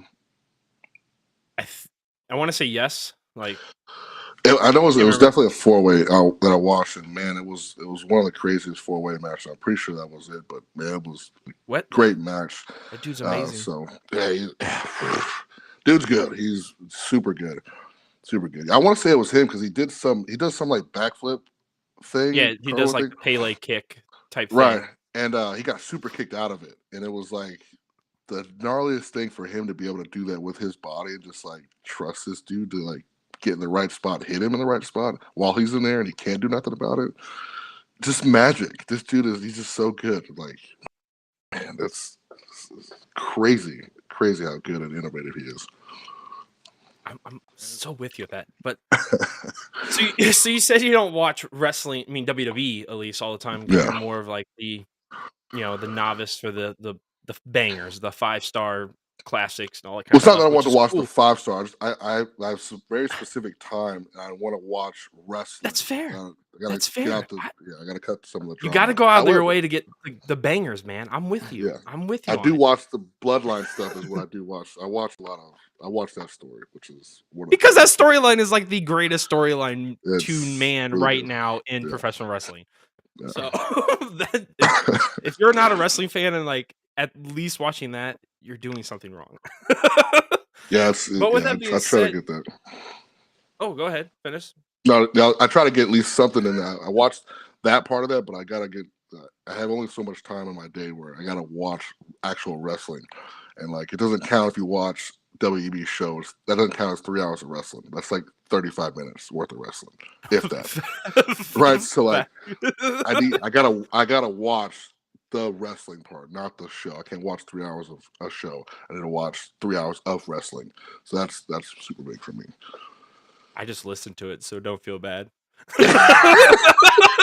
I'm not gonna lie. Like, okay, so I'm not just here doing We Talk Wrestling. Like, I'm trying to start my commentary. I love commentary. I love talking about wrestling stuff. So like, I'm literally just sitting there listening to the shows. I'm listening to Corey Graves. I'm listening to what the heck's the other kids, Kyle or whatever.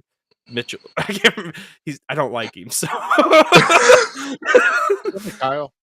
But Wade and Michael, like even guys on AEW, like that's what I'm listening to. I'm not watching wrestling 9 times out of 10. I am literally just listening to it.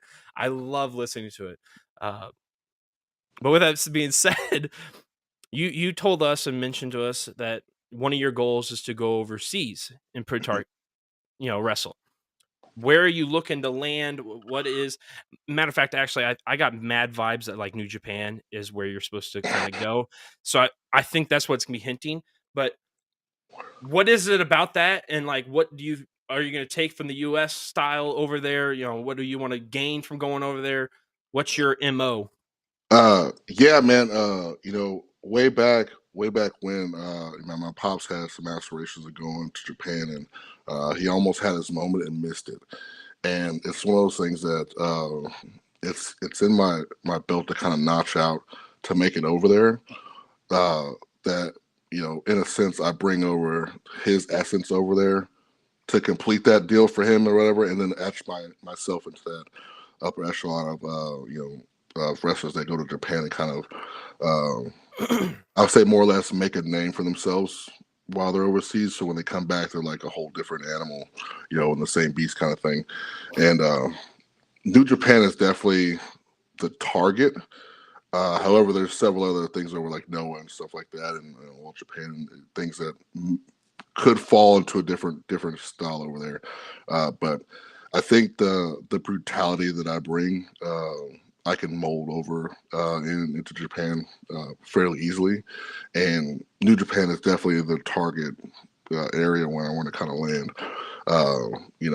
And getting that knowledge over there with that style of wrestling, because I feel like I evolve quite a bit every match I do, and getting a couple months over there would skyrocket what I do over here, tenfold. So that's one of those things that that I'm aiming for to make it over there to improve what I'm doing over here. You know, being able to work a certain style of match to stick to your guns on that and consistency is a phenomenal thing. So I feel like there's a couple tools that I can add to my belt um, for whenever I get to the part where I do everything consistently, all pretty much close to the same. And that's one of the couple tools that I need to complete that and keep this going to where not only do I separate myself from just like what I do here, what I do over there, but just like in the upper echelon of like of wrestlers to be talked about from here to come. Brick Savage was this style of something that can't be imitated. It's one of those things that if the cards fall where they may thing and that happens, that's where I kind of want to land. Wow. I mean, there's so many. Lance Archer comes to my mind as one of the great guys that I loved watching him back in TNA back in the day and stuff. Even some of the other stuff he did prior to going over to there, but he really blossomed like there as a big man and stuff in the new age of wrestling. So I could see it. Like, I mean, then there's No, I'm just kidding. You're not gonna do that stuff, so you're not gonna come back and become Tensai. Jokes. Atrium was like, dude, he did not get the love he deserves from the American population from his Japan work. No, and that Prince Albert thing kind of, I wouldn't say it ruined him, but damn, it stuck with him so hard. It was kind of hard to get out of that show. It's one of those things that I don't want to let anybody else kind of dictate where my character goes and what I do in a place that I don't feel comfortable with, because that's something that's like, if anybody remembers anything, it's the Prince Albert thing. And I liked Tensai. Like, he was tough. It was great, but man, it's hard to get out of that box if you get put into it. Yeah, he's one of my favorite big dudes from the Attitude Era when him and Tess were a tag team and stuff. And so when he went to Japan, and became Bernard, and like the things he was doing over there and just knocking dudes' heads off, like I was so pumped, dude. I was so pumped for him to come back to WWE and like bring a little bit. And then they did that with I'm like, bro, you should just brought him in the way he was. Maybe put him with a mouthpiece and call it a day. He would have been phenomenal just rocking dudes' heads at that time. Like, we needed that monster, and it just did not happen. That's why I love Lance Archer. Yeah. But then, like, other companies don't know what to do with him, but he goes to Japan, and he's still killing it and beautiful. And that's one of the things where, like, I don't want to, it's not appealing to me to go to a big company like WWE. Right. So, like, don't get me wrong. I would love to collect that check. Don't get me wrong. However, having the control over what I do, where I go, how much I work and all that stuff is a little bit way more appealing to me than anything. And that way, here's the book that I'm writing, start to finish. I'm doing it my way. I have certain influences that may come from whatever show or whoever I'm working with, sure, but nobody's taking my character and changing it 360 into something else where they have the control over it and they have to say, hey, you're doing this or you're fired. Like, it's not something that's super appealing to me. So it is what it is. I understand that deal. This is the creative, hey, this is where we want you, this is where we need you. I understand my place on the card and what my character portrays and stuff like that. I don't see myself being the face of a company per se, but you want people to open up their mouths and be like, God damn, what the hell was that? I understand where my place is on the card and what I'm supposed to do. That's what I build on and I make the most out of. I build up whoever I'm working with. The gift is, I make them look like $1 million. They make me look like $1 million. And that's one of those things that I have a lot more respect and control over here doing what I'm doing now versus being up in a bigger company. We're like, all right, you know what? We're going to put a tutu on you and stuff like that. And we're going to send you out there. That's just, I see two birds going up too if you were throwing that idea. So Listen, don't get me wrong. You in a tutu?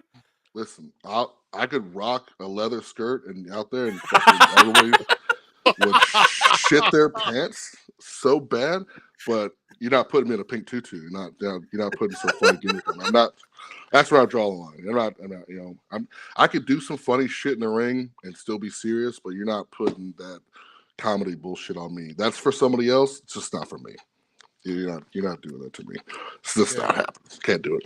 Can't do it. I do love a good comedy wrestler. Yeah, they're great.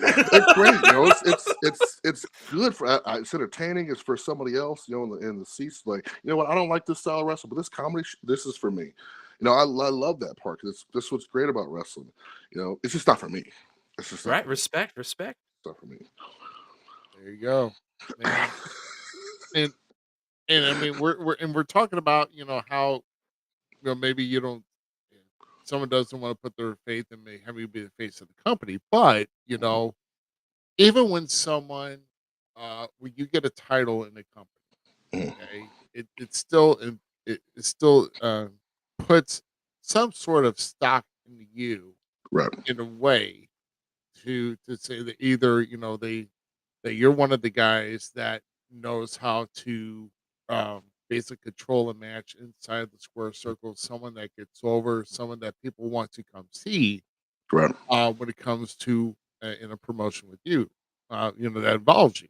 So, and then of course you've had a number of championships already in the short times you've been in it. I mean, Mhm. you probably got like two or three that are currently in your Yeah. possession 3 right current. now. So Yeah. that being said, I mean, for as long as you've been in here so far, which title win sticks out in your mind so far is your most memorable and why? Man, the hot network title that I have now, which was previously the ACW televised championship. Uh, when I won that title, not only was just like the stage set for probably one of the biggest, like, you know, I'm supposed to be a heel, but it's really hard when everybody loves the shit you do and they don't want to boo you, you know. And the fact that you put me with another heel or someone who's not super popular or stuff like that, they're not going to boo me. Which, you know, it's definitely hard to work my matches some of the time. But that day when I won, I was supposed to wrestle this other dude who had it. He couldn't make it. They stripped the title, put it on the line versus me and this dude James Claxton. And man, stepping out of there, out of that curtain to a bunch of brick chants, and I was like, man, what the hell's going on? Why is everybody chanting my name? Right, kind of thing. I was just like, all right, that's different. Then I proceeded to whoop his ass. And I busted out a moonsault and I powerbombed the shit out of him. This dude was like 300 pounds and 6'5" and shit like that. And you know, hit him with one of the hardest powerbombs I've probably thrown on somebody. And that title win was probably the most important one I've had, and I've held the longest. Um, Not only that, that same weekend was the weekend like the Chris Carter powerbomb video was taken off and blowing up and going all over the place. Uh, so it's kind of important and kind of nice to get that win out of there and kind of like sweeten up my weekend that was starting off pretty sour that morning, which was quite funny. But yeah, that whole night and that whole day was it was super intense, and it was one of those things that the most memorable for me as far as title wins go at the moment. Nice. And I've actually put a QR code up here on our screen. That's actually on my feed. Mm. It's in the top left hand corner. This is actually the QR code that goes right to the Hot Pro Wrestling.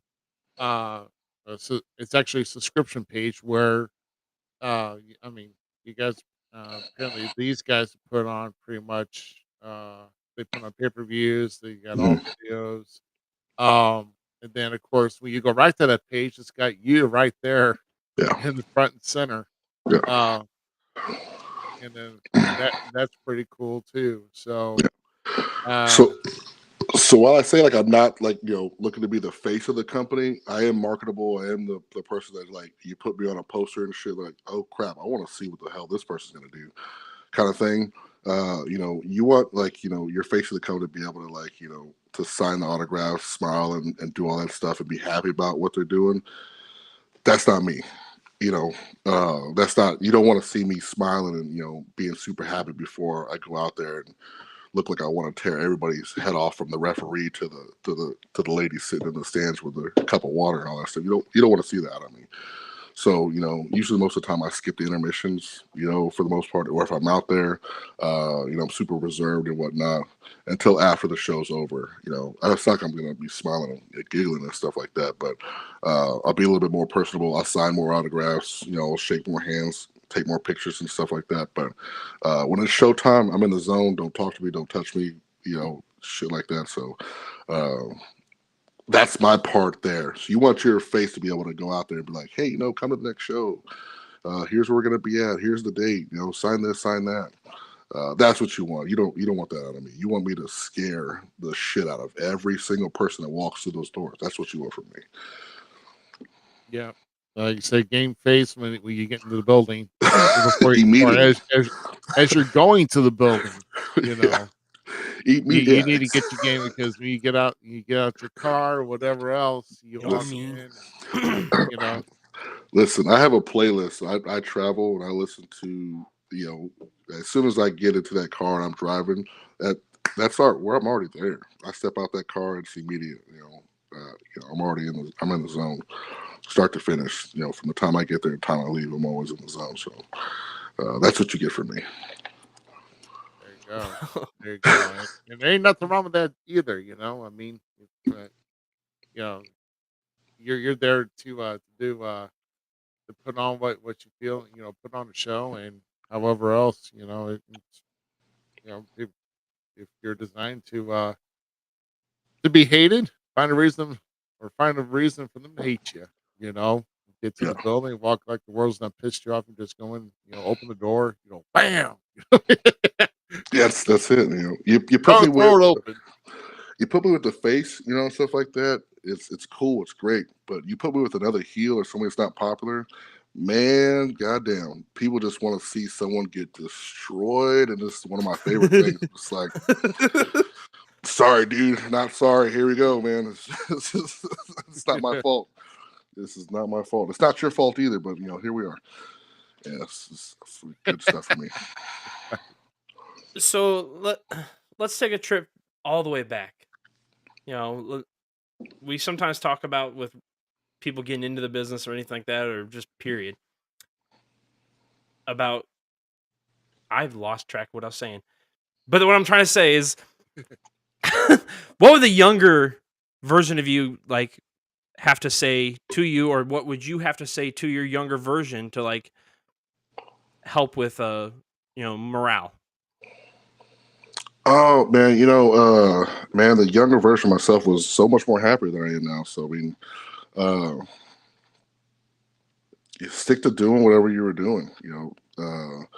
At the time then, when I was around in the business, when I was between 11 and 13, I'm flying off the top rope doing 5-star frog splashes and all kinds of crazy shit as a kid, and keeping that same energy at that point allowed me to kind of do what I'm doing now. But stick to doing whatever you were doing. Don't listen to anybody else's stuff, because I never went to the beat of anybody else's drum but my own. And just for that simple fact, it molded me into what I am now.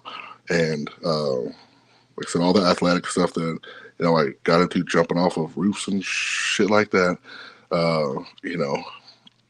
just being free spirited and stuff like that allowed me to kind of just stay open and just stay athletic and just kind of be like, you know what, I'm not going to stick in this box that everyone wants me to be in. And that's the best thing I can say to probably my younger self, is just keep doing what you're doing. Don't let anybody else kind of try to mold you and stuff like that. I mean, as a dad of 4, that's kind of what I share with my kids, because that's kind of how I feel it is now, and I'm passing it down right to them. Instead of talking to my younger self, I get to watch my younger self. So, yeah, keep being you, dude. It's got you this far, and you're pretty sick. So, yeah. As long as keep them on that path, just Not everything in the world is positive and whatnot. However, whatever you want to do that makes you happy, just keep doing that. If it doesn't make you happy, don't do it. If it's going to make you happy, go ahead and do it. If you want to run around, fall on the ground, and bust yourself up, go right ahead. Just be careful. Is all I tell my kids. Just be careful. So if you want to bust yourself up, be careful while you bust yourself up. Just don't do it too bad where I got to take you to the hospital. You get a little roughed up. Man, you'll be all right. My youngest daughter, this girl has jammed her thumb more times than like it's been off place and stuff. Like, girl, quit. Stop jamming it. At least just break it so it can really heal. Yeah, man. I broke my brother's thumb fucking around. When I was a kid and stuff like that. So I get it. It's a little too rough sometimes, but it is what it is. I mean, I had a half severed finger once, so. I almost lost my thumb for sure when I was a kid, but I still got the big scar from it. But I haven't lost any appendages as of yet. So I have it now. It's just metal. From here to here is metal. Man. Well, I mean, at least so obviously in your younger years, you had to drive, or you were determined to at least get into something like powerlifting. I mean, if maybe if you had another choice, or at least another way, but you definitely don't want to change anything. I mean, at least as far as your path, when your heart follows, you definitely want to make sure you go where your heart desires. So, which, I mean, with me, I mean, I had to kind of, my mommy never too crazy about me wanting to get into business when I did, I mean, sure, I didn't make it, as much as I wanted to, or as far as I wanted to, because too much life has gotten in the way. But I'm still, even though over 27 years in the business, I'm still doing it. It is what it is for me. And I'm still trying to do what I can, even with almost out of rehab on my knee. Now, getting that MCL almost at 100%. So, I mean, obviously, if people have seen your work inside the ring, obviously, this guy, holy cow, a standing moonsault splash onto, is impressive. Especially, it's impressive in itself. But when you got a guy who's 6'2", 337 as our guest here, who's freaking doing it, and you're like, what the heck? I mean, it's just a clean backflip. It is a very clean. Yeah, so man, I'll tell you, man, when I was a kid, getting into wrestling and watching wrestling, the moonsault was the coolest thing I've ever seen. And I can't remember how many hours I spent stacking up beds and just trying to do this moonsault. And one of these days I got it. I'm talking about as a hefty kid, being able to do hefty. Being able to do a moonsault was probably the coolest thing that's in my arsenal, and I've always been able to do one. And I could do backflips on a trampoline all the time. I could do shooting star presses on a trampoline and crap like that. I used to jump off, do moonsaults off cliffs and stuff, and cliff jumping and whatnot. And the moonsault is probably the coolest move that that I've ever done as a kid that I can still do. And the way I do it, it's so smooth. But it's I didn't learn how to do a backflip properly, and I always started off with this. I think Kurt Angle would do a moonsault, right? If you ever see Kurt Angle do a moonsault, it's one of the coolest, smoothest moonsaults that's out there. And just trying to emulate that the way the shape of the moonsault looks, it's like an art in and of itself. It's kind of it just makes the move look way cooler. Just the way you kind of shape yourself to do that move. So I got the coolest standing moonsault out there. So well, see, my next question is gonna be so Jerry, you already brought up Kurt. Who has the best moonsault in your opinion? Is it Kurt? It's Kurt's definitely one of mine.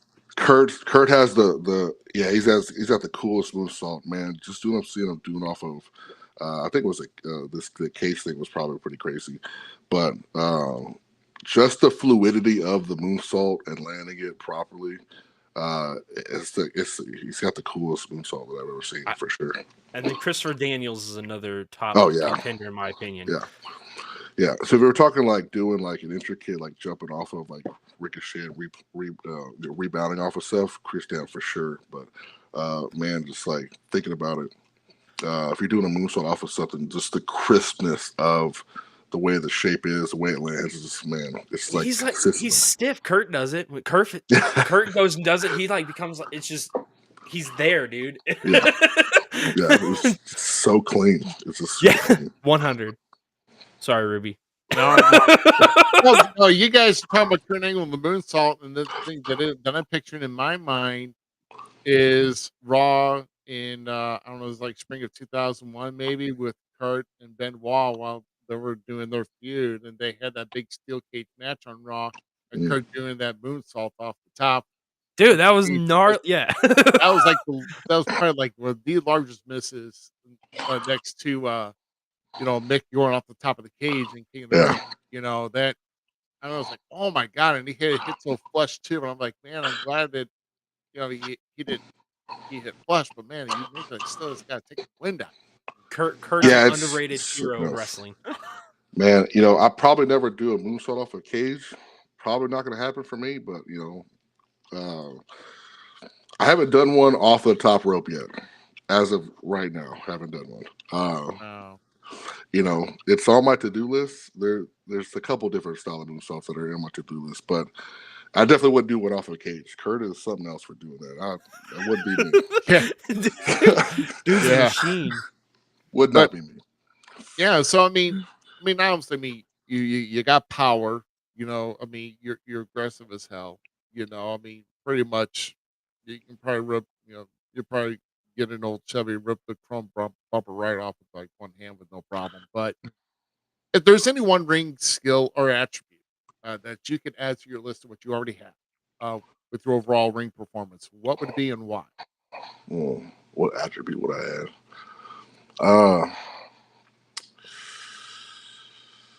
Man, it's a tough one. I don't really think I have like an attribute that I feel like I need to add that would make sense. Obviously you're agile. Would you like to gain more of an aerial tactic? Would you like to be quicker? Would you like to add speed to your power? I would think speed kills the power. Yeah, I can't say I need to add that because I have all that. It just man, not every match is online for everybody to see, so you got to kind of see the stuff happen in person. Man, I've done several over the top rope dives. Man, I've done frog splash. I've done quite a bit of like high flying stuff I probably shouldn't do, but if there's one thing that I would want to do, if it was like a move that I want to do now, it'd be the shooting star press. Would probably be the only thing that I would add to my deal, because I know I could do it, but doing it in the ring is quite a different deal. But man, I've got speed, strength, power. That's the name of my game there. Was be able to stay on top of my upper echelon of stuff. There may be people that are a little bit faster, but I wouldn't say by much. We're talking about if you're in a 16 by 16 ring, there's not very far you can go. And if we're talking about acceleration, I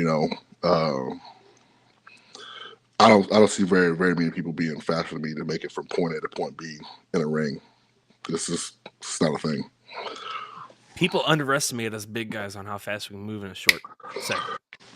Yeah, dude, I've done quite a bit of speed stuff. At one point, when I was in college ball, being 260, running a 4.540, 4.5 and 4.640, like it's one of those things that's tough to do there. I probably couldn't run a 4.5 now, probably not. I probably run maybe like a 4.7, 4.8, being 337. We're talking about if we're going 10-yard speeds, acceleration off of starting speed. I'd put money on me versus the upper echelon for anybody there. So I got this. I've got this move that I do. This whole sequence. I call it Choctaw Bingo, And man, it's like it's a splash sequence of just like me hitting every corner, and it's just probably the most insane thing you could see from a person my size that essentially ends in the big Vader splash, body splash thing. I did it at Mad War Pro first, but the version that I did was like probably the fastest. Like, what the fuck was that? Was it Inspire? Was it a tag team match with me and Brian Keith versus Lil Evil and Pistolero? That's just posted not too long ago, so it's up now. You can watch that match now.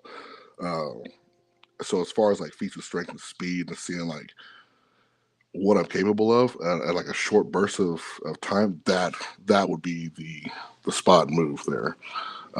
It's like, man, what the hell was that? Because it's just like ping pong ball, man. I'm just like ding, ding, ding, ding, all over the place. So you watch somebody move that's like not only just that quick, but just so much power that's happening, hitting this dude just like. And then I ended it with the standing moonsault right after that for a pin. It was like, holy shit! It just blew the roof off the place. It was like, man, what the fuck did I just see? It's like probably one of the coolest secrets that I have there. I don't bust it out for everybody. Not everybody gets that special treatment, but it's one of those things that kind of happened by accident again. That I turn into something, turn chicken shit into chicken salad kind of things. And it's a sequence I call Choctaw Bingo. If anybody ever looks that up and you see what Choctaw Bingo means, you get the idea behind the concept of what it looks like, when I do this thing. So, I highly recommend go watch that match for sure. Man, yeah, man, I'm definitely gonna try and look for it. I am. I mean, there's only like maybe one, maybe two out that I've saw, but I'm definitely gonna be looking for more for what's online, and I'm sure. I mean, you do have a YouTube channel, Yeah. So yeah, and I don't try to post the full matches for stuff. Not only I leave it up to promotion, if they don't post it, that's on them. But I'll post highlights and clips on my Instagram of my matches and stuff like that. So the best place to see any kind of highlights would be my Instagram. But on my YouTube and stuff, I'll post stuff, and I'll try to put in my my little playlist all the wrestling matches that I know of that are posted. I try to put them in that playlist, so that's easily accessible. So, by the way, just a tip for everybody else out there: if you're gonna post matches out there, do it the way he just said it. Post highlights, so people actually have to go to the shows. Just a side tip from friend to friend. You know what I'm saying? Like, yeah, it's one of those things. Man, me and Damo talked a lot about. Getting into and stuff like that. You could post your matches, but then why would somebody want to go watch your match in person if they could just go see it online? Right. So if you want to see me do some cool shit, you gotta come see me do it in person. You can see me I'll post like some cool stuff here and there and highlights, but if you want to see some cool shit in a match, you gotta come see it in person. Yeah, I agree. I totally agree. And I think, I mean, if you're posting like an entire card of like a show where it like happened like a month ago, you're like people and you repetitively do it, and we're like, oh, I'm going to save about $15 or so, and just wait for it to come out next month. And it was besides, NASCAR's on, and I don't want to miss that race. Right? Yeah, exactly. I'm just. You're so dirty for that. That was great. I liked it. I mean, I'm just throwing it. I'm more of the monster truck redneck. Leave me alone. My kid loves monster trucks, so I don't blame you. If you want to spend a Saturday watching monster trucks, hey, I'm gonna watch this in wrestling. So. Yeah, we always monster trucks. Monster trucks and wrestling go hand. WCW was ahead of their time. People don't understand. That is true. That is very true. Vince, bring me a Roman Reigns monster truck. Put it on Monster Jam. Bro. Sold, bro. There you go. 100%. 100%. Like Roman's fist, like getting ready to do the Superman punch. Oh, You're like, hey, yo, truck would be dope. Oh my Yeah, god! that would be insane. Man. They could bring the Like, Viper out, and it's just Randy Orton's head as a snake, and Yeah. Oh yeah, or 100%. new snake bite. Yeah, let's go. 100%. All right, sorry. By the way, I've been nerding out all night on the Majin Buu or Majin tattoo. Oh yeah. Speaking of my childhood, right there, brother. Yeah, man, yeah, I watch a lot of anime stuff too. I'm not I like watching this. I'm big into art stuff too, so anime is definitely one of those things that if you want some good storytelling, watch some anime. Just like people don't know how to pull shit from anything, but I've got a couple different anime tattoos, and one of the big things about what I do as far as like character stuff, right, is my pride is like the obsession of like what I am as an entirety. So super prideful. Seven Deadly Sins is like one of those things that if you watch a lot of my early matches, there's a lot of hidden stuff and like certain shit I was doing that was like tied to like the Seven Deadly Sins. So there's a lot of Easter egg there for you. I'm gonna be looking for those now. There's a lot of those posts stuff I was making and whatnot, and tied to a lot of the crap I was doing, and how I could essentially get myself over or get my opponent over, just falling off for one of the Seven Deadly Sins issues that I had. So, man, it's a lot of work that I've put into myself there. But yeah, man, pride's a big one for me. No, don't hate it. Yeah. Oh, speak of the little one. My 4 better be in bed. Yeah. He's summertime for him. He's running around acting like a fool. Well, man. It's summertime, so yeah. Some of us, some of our kids make too much noise to be like, I don't care. You need to quiet down, go to bed, do something. Me trying to make videos for video games is crazy. Like I can't. Just screaming in the background. So, where else? Like I mentioned, your YouTube channel. So you also have an Instagram. I mean, everything is under Brick Savage, or yeah. So my main Instagram is World Breaker Savage. Man, and yeah, 'cause, my old pouch stuff. The Savage was my moniker there, and I didn't have to rebrand, thankfully, because I'm smart. So use World Breaker Savage. That's my main one, Bill. If you type that in, you can find a lot of that stuff. But either Brick Savage or World Breaker Savage, you can find a lot of that stuff. And Twitter, Brick Savage 7, World Breaker Savage from Instagram, and then YouTube is Brick Savage. So you find it there. Yeah, that's where you're going to get a lot of good stuff, at least a lot of good highlights. YouTube. You want to watch full matches? I mean, like I said, I've had this QR code up in for How Pro Wrestling. Yeah, it's a subscription, but I'll tell you what, it sounds like these guys got a lot going on, and there's actually 2 different promotions. I think Laredo Yeah. is also there, and then of course the Hot Pro Wrestling Network, which where you're the network champion for Hot right now. And I'm also the Anarchy champion there too. The Anarchy champion. Right. So for the most part, when I do my matches, I'm always got both of those titles on the line, which is crazy to me. They just want to see me. That's some bull, man. That's what I'm saying. I don't agree either. Protest. I gotta work twice as hard. However, the Anarchy title gives me a little free reign to do whatever the hell I want. So, we can just call it Brick's rules there at that point. Brick's house. So you step in step in that deal there, kind of pull that deal. Yeah, people don't, I've had a couple matches where like, you get some of the stuff like, hey, stop, there's no disqualification here. So like, oops, I do whatever the hell I want. It's one of those things that you gotta pay attention to. I like it. That's when Brick starts asking for spare tables and see. Yeah, no. See, you can use I've only watched like 4 of your matches, but you have me sold just from the conversation tonight. You'll see the action at work for sure. You got to come to the show. But yeah, Hot Network's got the best of Brick Savage, and see all those crazy stuff that that I do and those shows and whatnot. But man, Bat War Pro definitely has a lot of clips and stuff and like highlights and stuff like that. They don't post full matches, especially not on mine, but it's a different thing.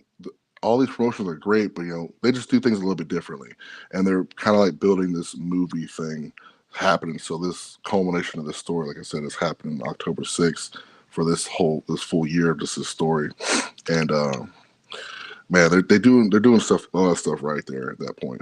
So a lot of these promotions, they kind of just go show to show, but the ones that kind of build off stories, like PWF, Premier Wrestling Federation in Houston, got this story along with this dude named AWOL that kind of came to fruition a month or so ago. So that was a big one. So I like these places that do these and put like a lot of work and detail and stuff like that. So if anything, you can watch those things like on IWTV or their streaming stuff or on YouTube. I'm pretty sure PWF posts their stuff on YouTube too, but you can watch it on IWTV as well. But yeah, that's another good one. You'll see some good crazy shit for me. The Premier Wrestling Federation is definitely another one. It's one I keep an eye on, and I'm up here in Illinois, so good stuff down there. Awesome, man. Well, before we let you go, for the night here, do you have like any other final thoughts, any final shout outs, any other like shows you want to plug that's upcoming?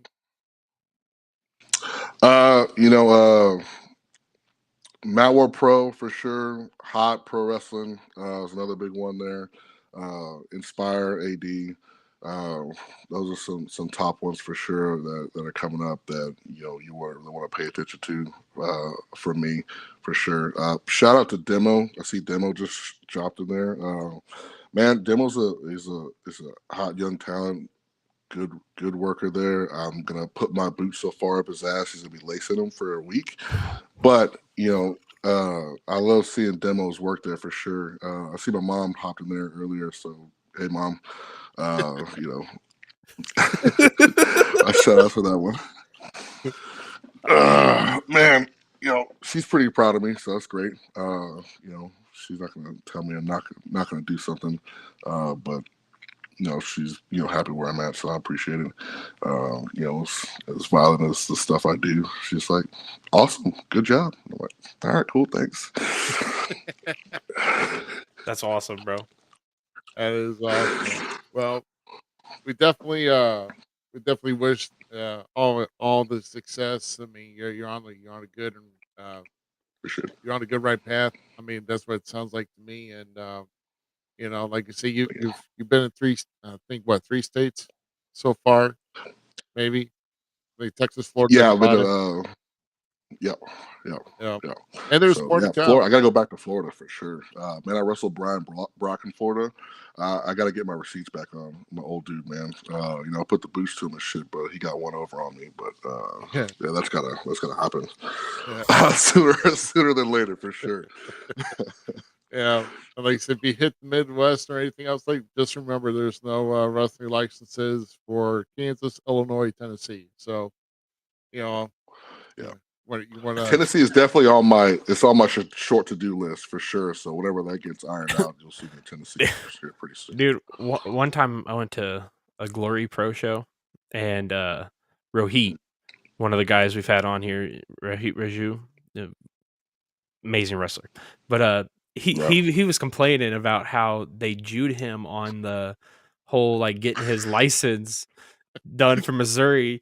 Once he's like, I'm like, we were there for him. Like, we came to watch him wrestle, and he knows it. And he's like, bro, they didn't sign the shit. Like, they literally just texted me an hour before the show. They're signing. I'm like, what the hell am I gonna do now? Dude, I was so heated one time. I know. I got a list of places that I need licenses and stuff for and whatnot. So places that I have interest in and whatnot. So if I go to do those shows, I'll get them. But it's not something I'm gonna go spend out of pocket like, I'm gonna get all these licenses just for. But yeah, I got some stuff in the works coming around. So, but Tennessee is definitely one of them, and North Carolina is one of them, and Florida. Go back to Florida. Definitely go back to Vegas and try to see California for sure. Those are on my to-do list, short to-do list. like I said, your name came up through Matt Classic and AIWF. Are you you're gonna venture back there? I mean, Yeah, there's pretty sure he's got me there for March so far. So yeah, March is definitely on the calendar for AWF. March of Well, you're a good one to watch, 2024. man. Dang, So Yeah, yeah. your calendar's going far. I'm like me, I'm like, what am I doing next month? I forget. Yeah, man, dude. You know, a lot of these places, these people, they work 1 or 2 shows a month and stuff like that. And I try to tell them very politely, hey, hit me up like 3 months in advance, just to see where I'm at, because like I like to keep my schedule busy and know what I'm doing and know where I'm going and stuff like that. It's one of those kind of first come first serve kind of things and whatnot. If it sounds good and lucrative, I'm like, hey, cool, I'm available. I'll do it and whatnot. 'Cause I like to be able to touch different places and not be at the same place too often, too long. Right? 'Cause I like to be all over, everywhere. To kind of get a little sprinkle of Brick Savage everywhere and whatnot, so that people get a little taste here. I'm like, you know what? Where the fuck's he at? Oh, they're over there. Hopefully they come back over here. Yeah, so I don't want to spread myself too thin at one spot in one city. So I'm kind of just all over the place. Good for me. Damn, I love it. damn, I love it. Well, definitely, and of course, Brick Savage on Facebook as well. Yeah, Like I said, we're always urged. You want to see Brick Savage in action, see some highlights. Visit the YouTube channel, and then of course, the Hot Pro Wrestling QR code that's been up there forever, which I'll keep up there for about another 30 seconds, and I'll take it down. It's been up there for quite a while. If you haven't scanned it, shame on you. So you know, that's all I'm Throw saying. order. So, but no, man, it was great to have you on. Finally, we got this to happen, and man, it's yeah, it's been a great time to have you on, man. appreciate it. Appreciate you coming down, and Yeah. make Oh, let me give one more shout out for, I almost forgot, King of yeah, Sports too. Just because I'm not going to be there for several months. I'm also the Texas Strong Style champion over there. I've beaten the shit out of everybody over there, especially in tag matches and the singles run over there. They're an old school classic style deal where they get old school rules, and I appreciate the style of what they're doing over there. And they travel quite a bit in different kind of like territory stuff and different alliances for different other states as well. So you may see me hop over some different states with King of Sports over in other states for them as well. So be on the lookout for that once I get those schedules going, like Georgia and all that stuff and whatnot. So you got several states over there that are cross promoting with King of Sports, the King of Sports Alliance, I think it is. So be on the lookout for that, because there's several states that are involved with that. It's like an old school territory thing. And there's only one Texas Strong Style champion. It's me, and there's nobody better than me. Just to let you know. So if you want a shot at that title, I always have it on me. So if you want to get your ass whooped in front of a lot of people and then thank me for it, go ahead and challenge me for that title. That's the one. That's the one you want to look for sure. I think I I think some people love would it. think that riding a bull to try to stay on for 8 seconds would be safer than trying to step in the ring with Rick Savage. I'm Probably, probably, I don't probably. know, man. I watched a video once of a bull flipping a Volkswagen. I'm setting that one out, bro. I'm not gonna do either. That's, Like that's that's probably the what, safest thing to do. that's That's why the I sit safest thing. behind a desk. That's the safest thing to do. Man, Yeah, because I could wow. I could flip it. I could flip a car over if I wanted to. There's a video of me deadlifting a car several times with a handful of people in it, somewhere on the internet. It's there. Man, Oh, wow. Man, well, I appreciate you coming down, and like you said, Thank spread you. the word about what we're doing here. And if anybody else is interested, that you come across Absolutely. somewhat what a hell of a time you have with us here. So Appreciate you. Thank you. yeah, I appreciate you jumping in. Best of luck to you, and like I said, hey, stay in touch. Don't be a stranger. You're part of our guest family I now, will. and definitely appreciate you having on, man. Yeah, absolutely, man. I appreciate you. Thank you guys so much. So much All fun. right, all right, Brick. Thank you very much, man. Thank you. How you going, brother? All right, I'm well, hey, sold, man. I am sold on that guy. yeah. And the thing is, he mentioned something about flipping cars and everything, and I just thought to myself, all of a sudden, where the hell's Braun Strowman been? You know, it's like Damn, we are destined to be friends in doing this because that's exactly what I was thinking. I'm not gonna lie. yeah. Yeah, I was like, holy crap! I think about flipping cars. Like, oh, what have you done with Strowman since he's come back? Other than make him wear like red pants. I mean, other than that, so I don't know. You know, and Chris brings up a great point here. What states have open licenses for wrestlers like Illinois? I mean, I like Tennessee, Kansas. I'm Google. sure Arkansas. I mean, I'm sure Arkansas doesn't have like a lot of rules for much, but you know, I'm not going to leave that. Taking punches in Arkansas.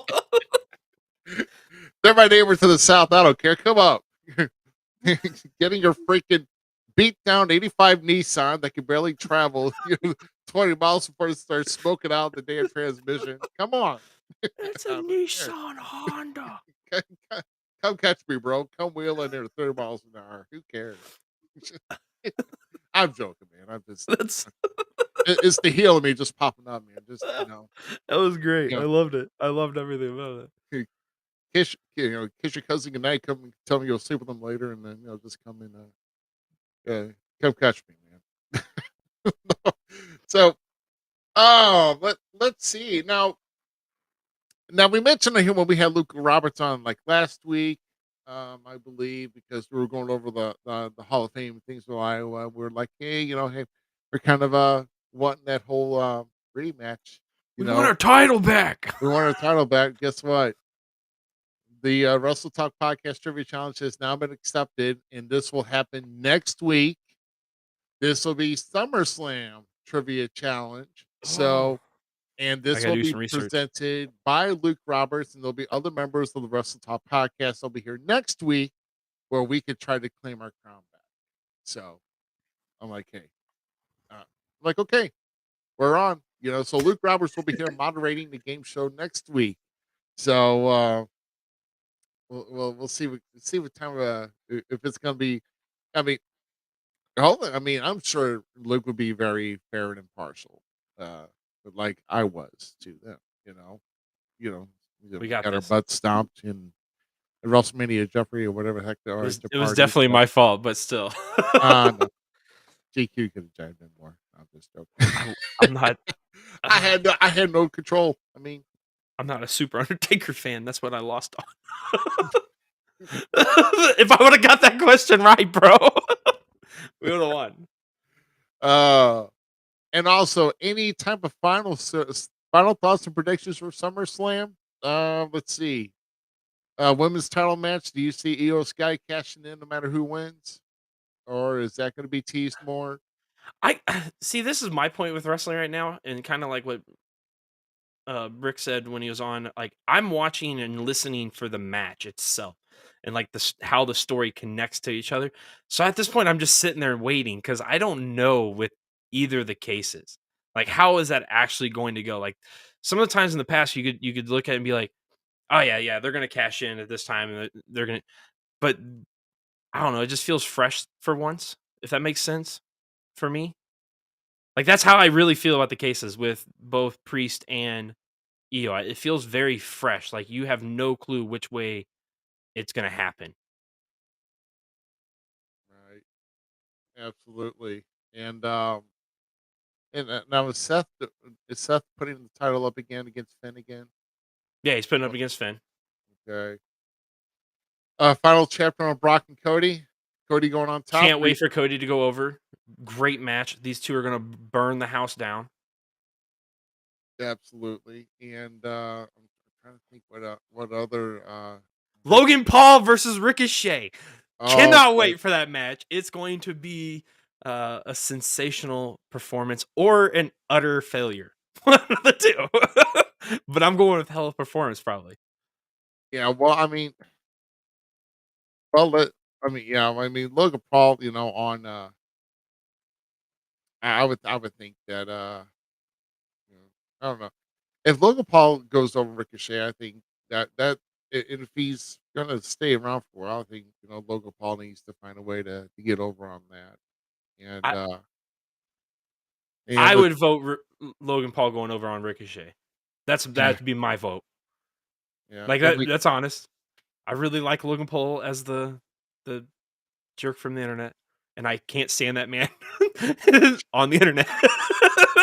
But in the wrestling ring, I love it. And it's really brought Ricochet out of his shell, dude. Like, Yeah, Ricochet's mic work's gotten better. His character, his charisma, like, because for me, Prince Puma was always his best thing for me, just because you just watched his performance, and that's what made him so great. Okay, now we're yep. seeing this whole new layer of him, and like, I truly feel like he can don the crown King Ricochet again. Like, I truly feel that way because it's he's really starting to come out. So I say put Logan over and we continue the feud because I'm really enjoying it.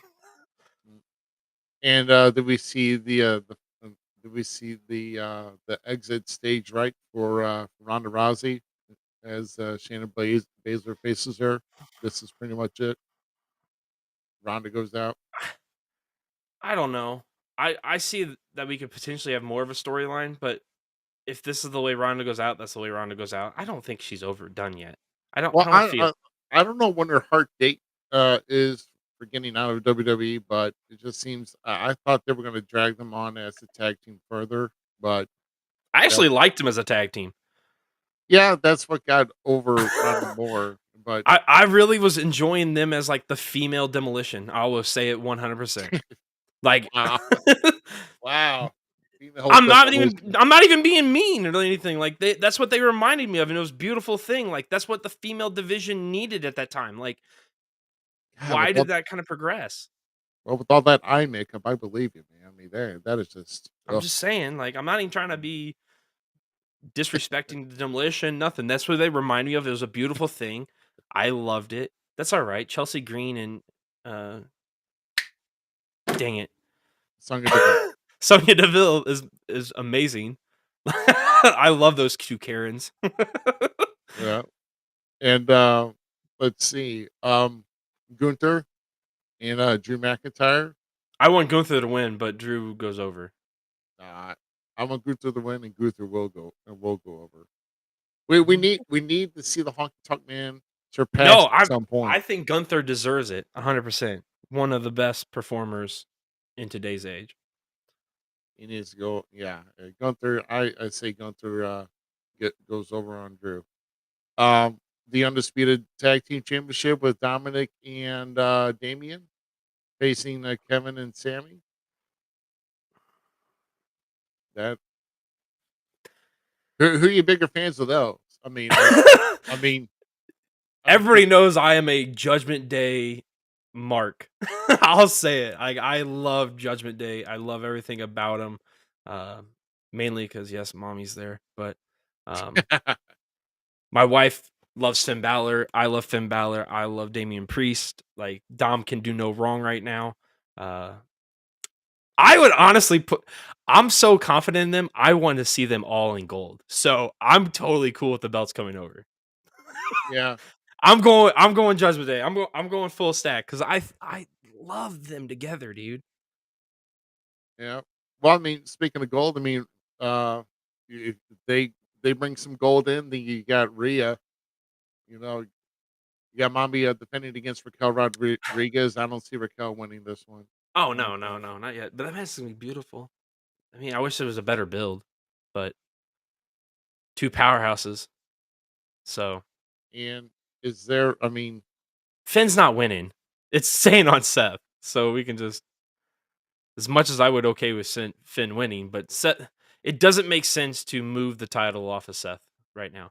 With the no. way storylines have been going, how their mannerisms in wrestling for WWE has been going, uh, they're thinking more long term with storylines right now. Yeah, no. And then you have I was just looking at this. Oh yeah, Becky and Trish. Can Mhm. we? Can we? Thank Can you, we? Trish. Yeah, Can it just end? yeah. I'm not. I I just really have lost interest in Becky, and I'm sorry, Trish.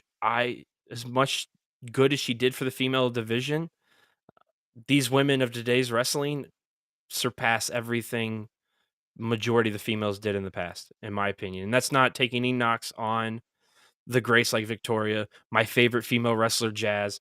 awesome, like any of those women that broke grounds for the women today. But I truly believe, and this goes AEW, this goes all the way across the board to Impact Wrestling, down the list. I truly believe we are in the golden age of female wrestling. I'm gonna Yeah. say that's how much of a fan of female wrestling I am.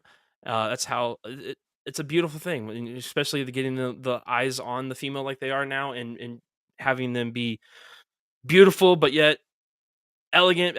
Everything about it's awesome, and so I'm a huge fan of the female industry. There you go. But yeah, Austin, move on.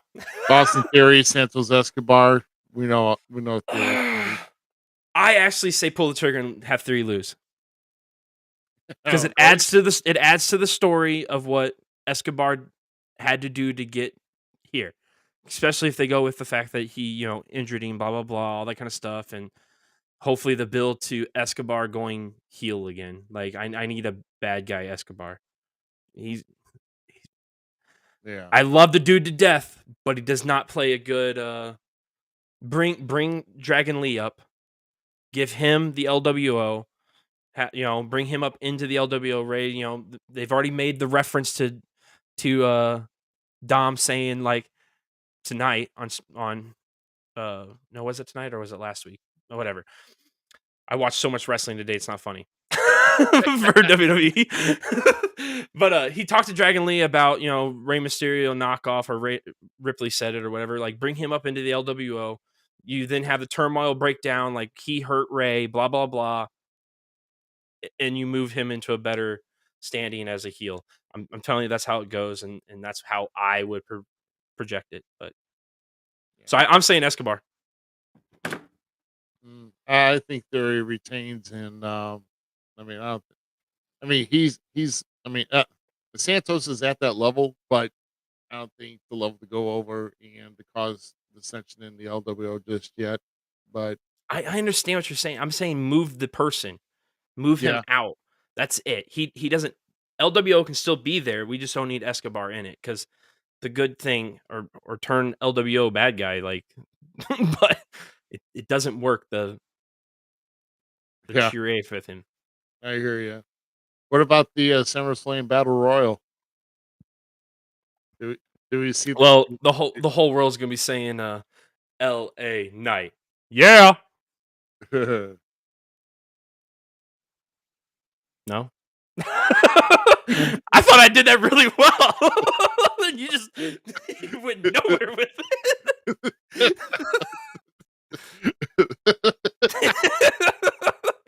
Jackass. Oh, I gotta love that TikTok with everybody saying LA Night. Yes, Cocoa Pebbles. Yeah. In the bathroom. And, I love it. Yeah. LA Knight's the shit, dude. oh my god, that is funny as hell. But yeah, LA Knight has got to go over in that battle royal, if anything else.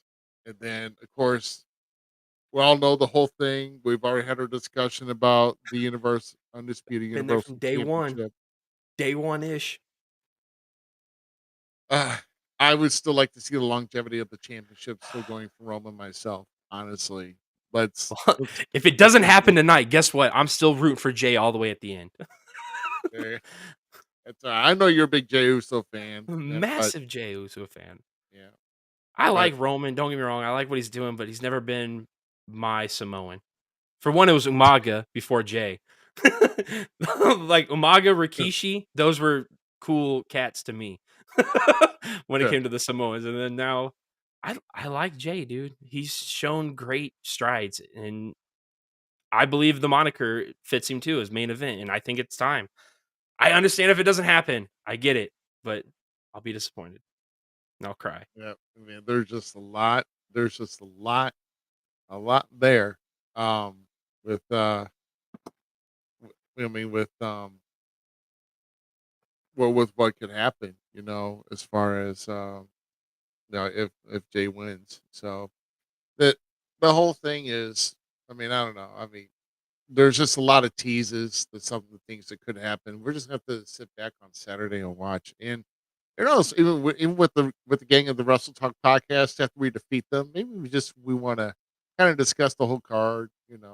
what they liked about SummerSlam and everything else. But that's I'm all right. down with that. We welcome the Wrestle Talk podcast here next week, and with gracious, we're going to lay out a platter full of cheese, and then I'm going to give them a glass of wine so they can have it, and then Oh, don't be putting like. Well, no, I'm actually good. You're a brain. I played you in Wheel of Fortune. You know things about nothing. oh my god, yes. You figure out puzzles. Yeah. Guys, it's because I got a deep wrestling knowledge because I watched this all through most of my life. I mean, I know it's Well, people no, think I it's thought I bad, was but, a whatever. freaking walking book for wrestling, and then I meet people like you and Herb and so many others, and I'm just like, oh my god, there's other idiots like me. Yeah. So when I'm a wrestling nerd, so what? If my wrestling nerdism gives us our trivia title back, then so be it. Let's go. I We don't care. got Let's this. go. I'll be happy to hand you your crying towels when you lose. So, but graciously, We still like you, Luke. didn't hurt that bad. Here you go. All right, buddy. All right, but man, we thank everybody that's tuned in here tonight for episode number 110 of the Falls Count Everywhere podcast, where our featured guest was Fierce Brutality himself, Rick Savage. And next week, episode 111, as handled numbers in our favor, brother. We got to win this. We got to win this next week. So stay tuned.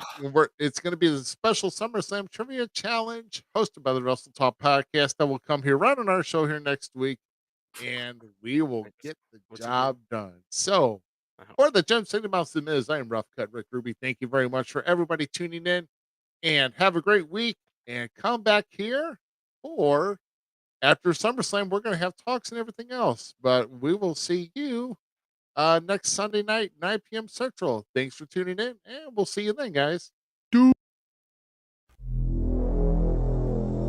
Thanks again for tuning in to tonight's episode of the Falls Count Everywhere podcast. Don't forget our friends at the following: Outside the Ring STL, the Searcher and Hide podcast, and We Talk Wrestling. The Falls Count Everywhere podcast is an LTX Enterprises production.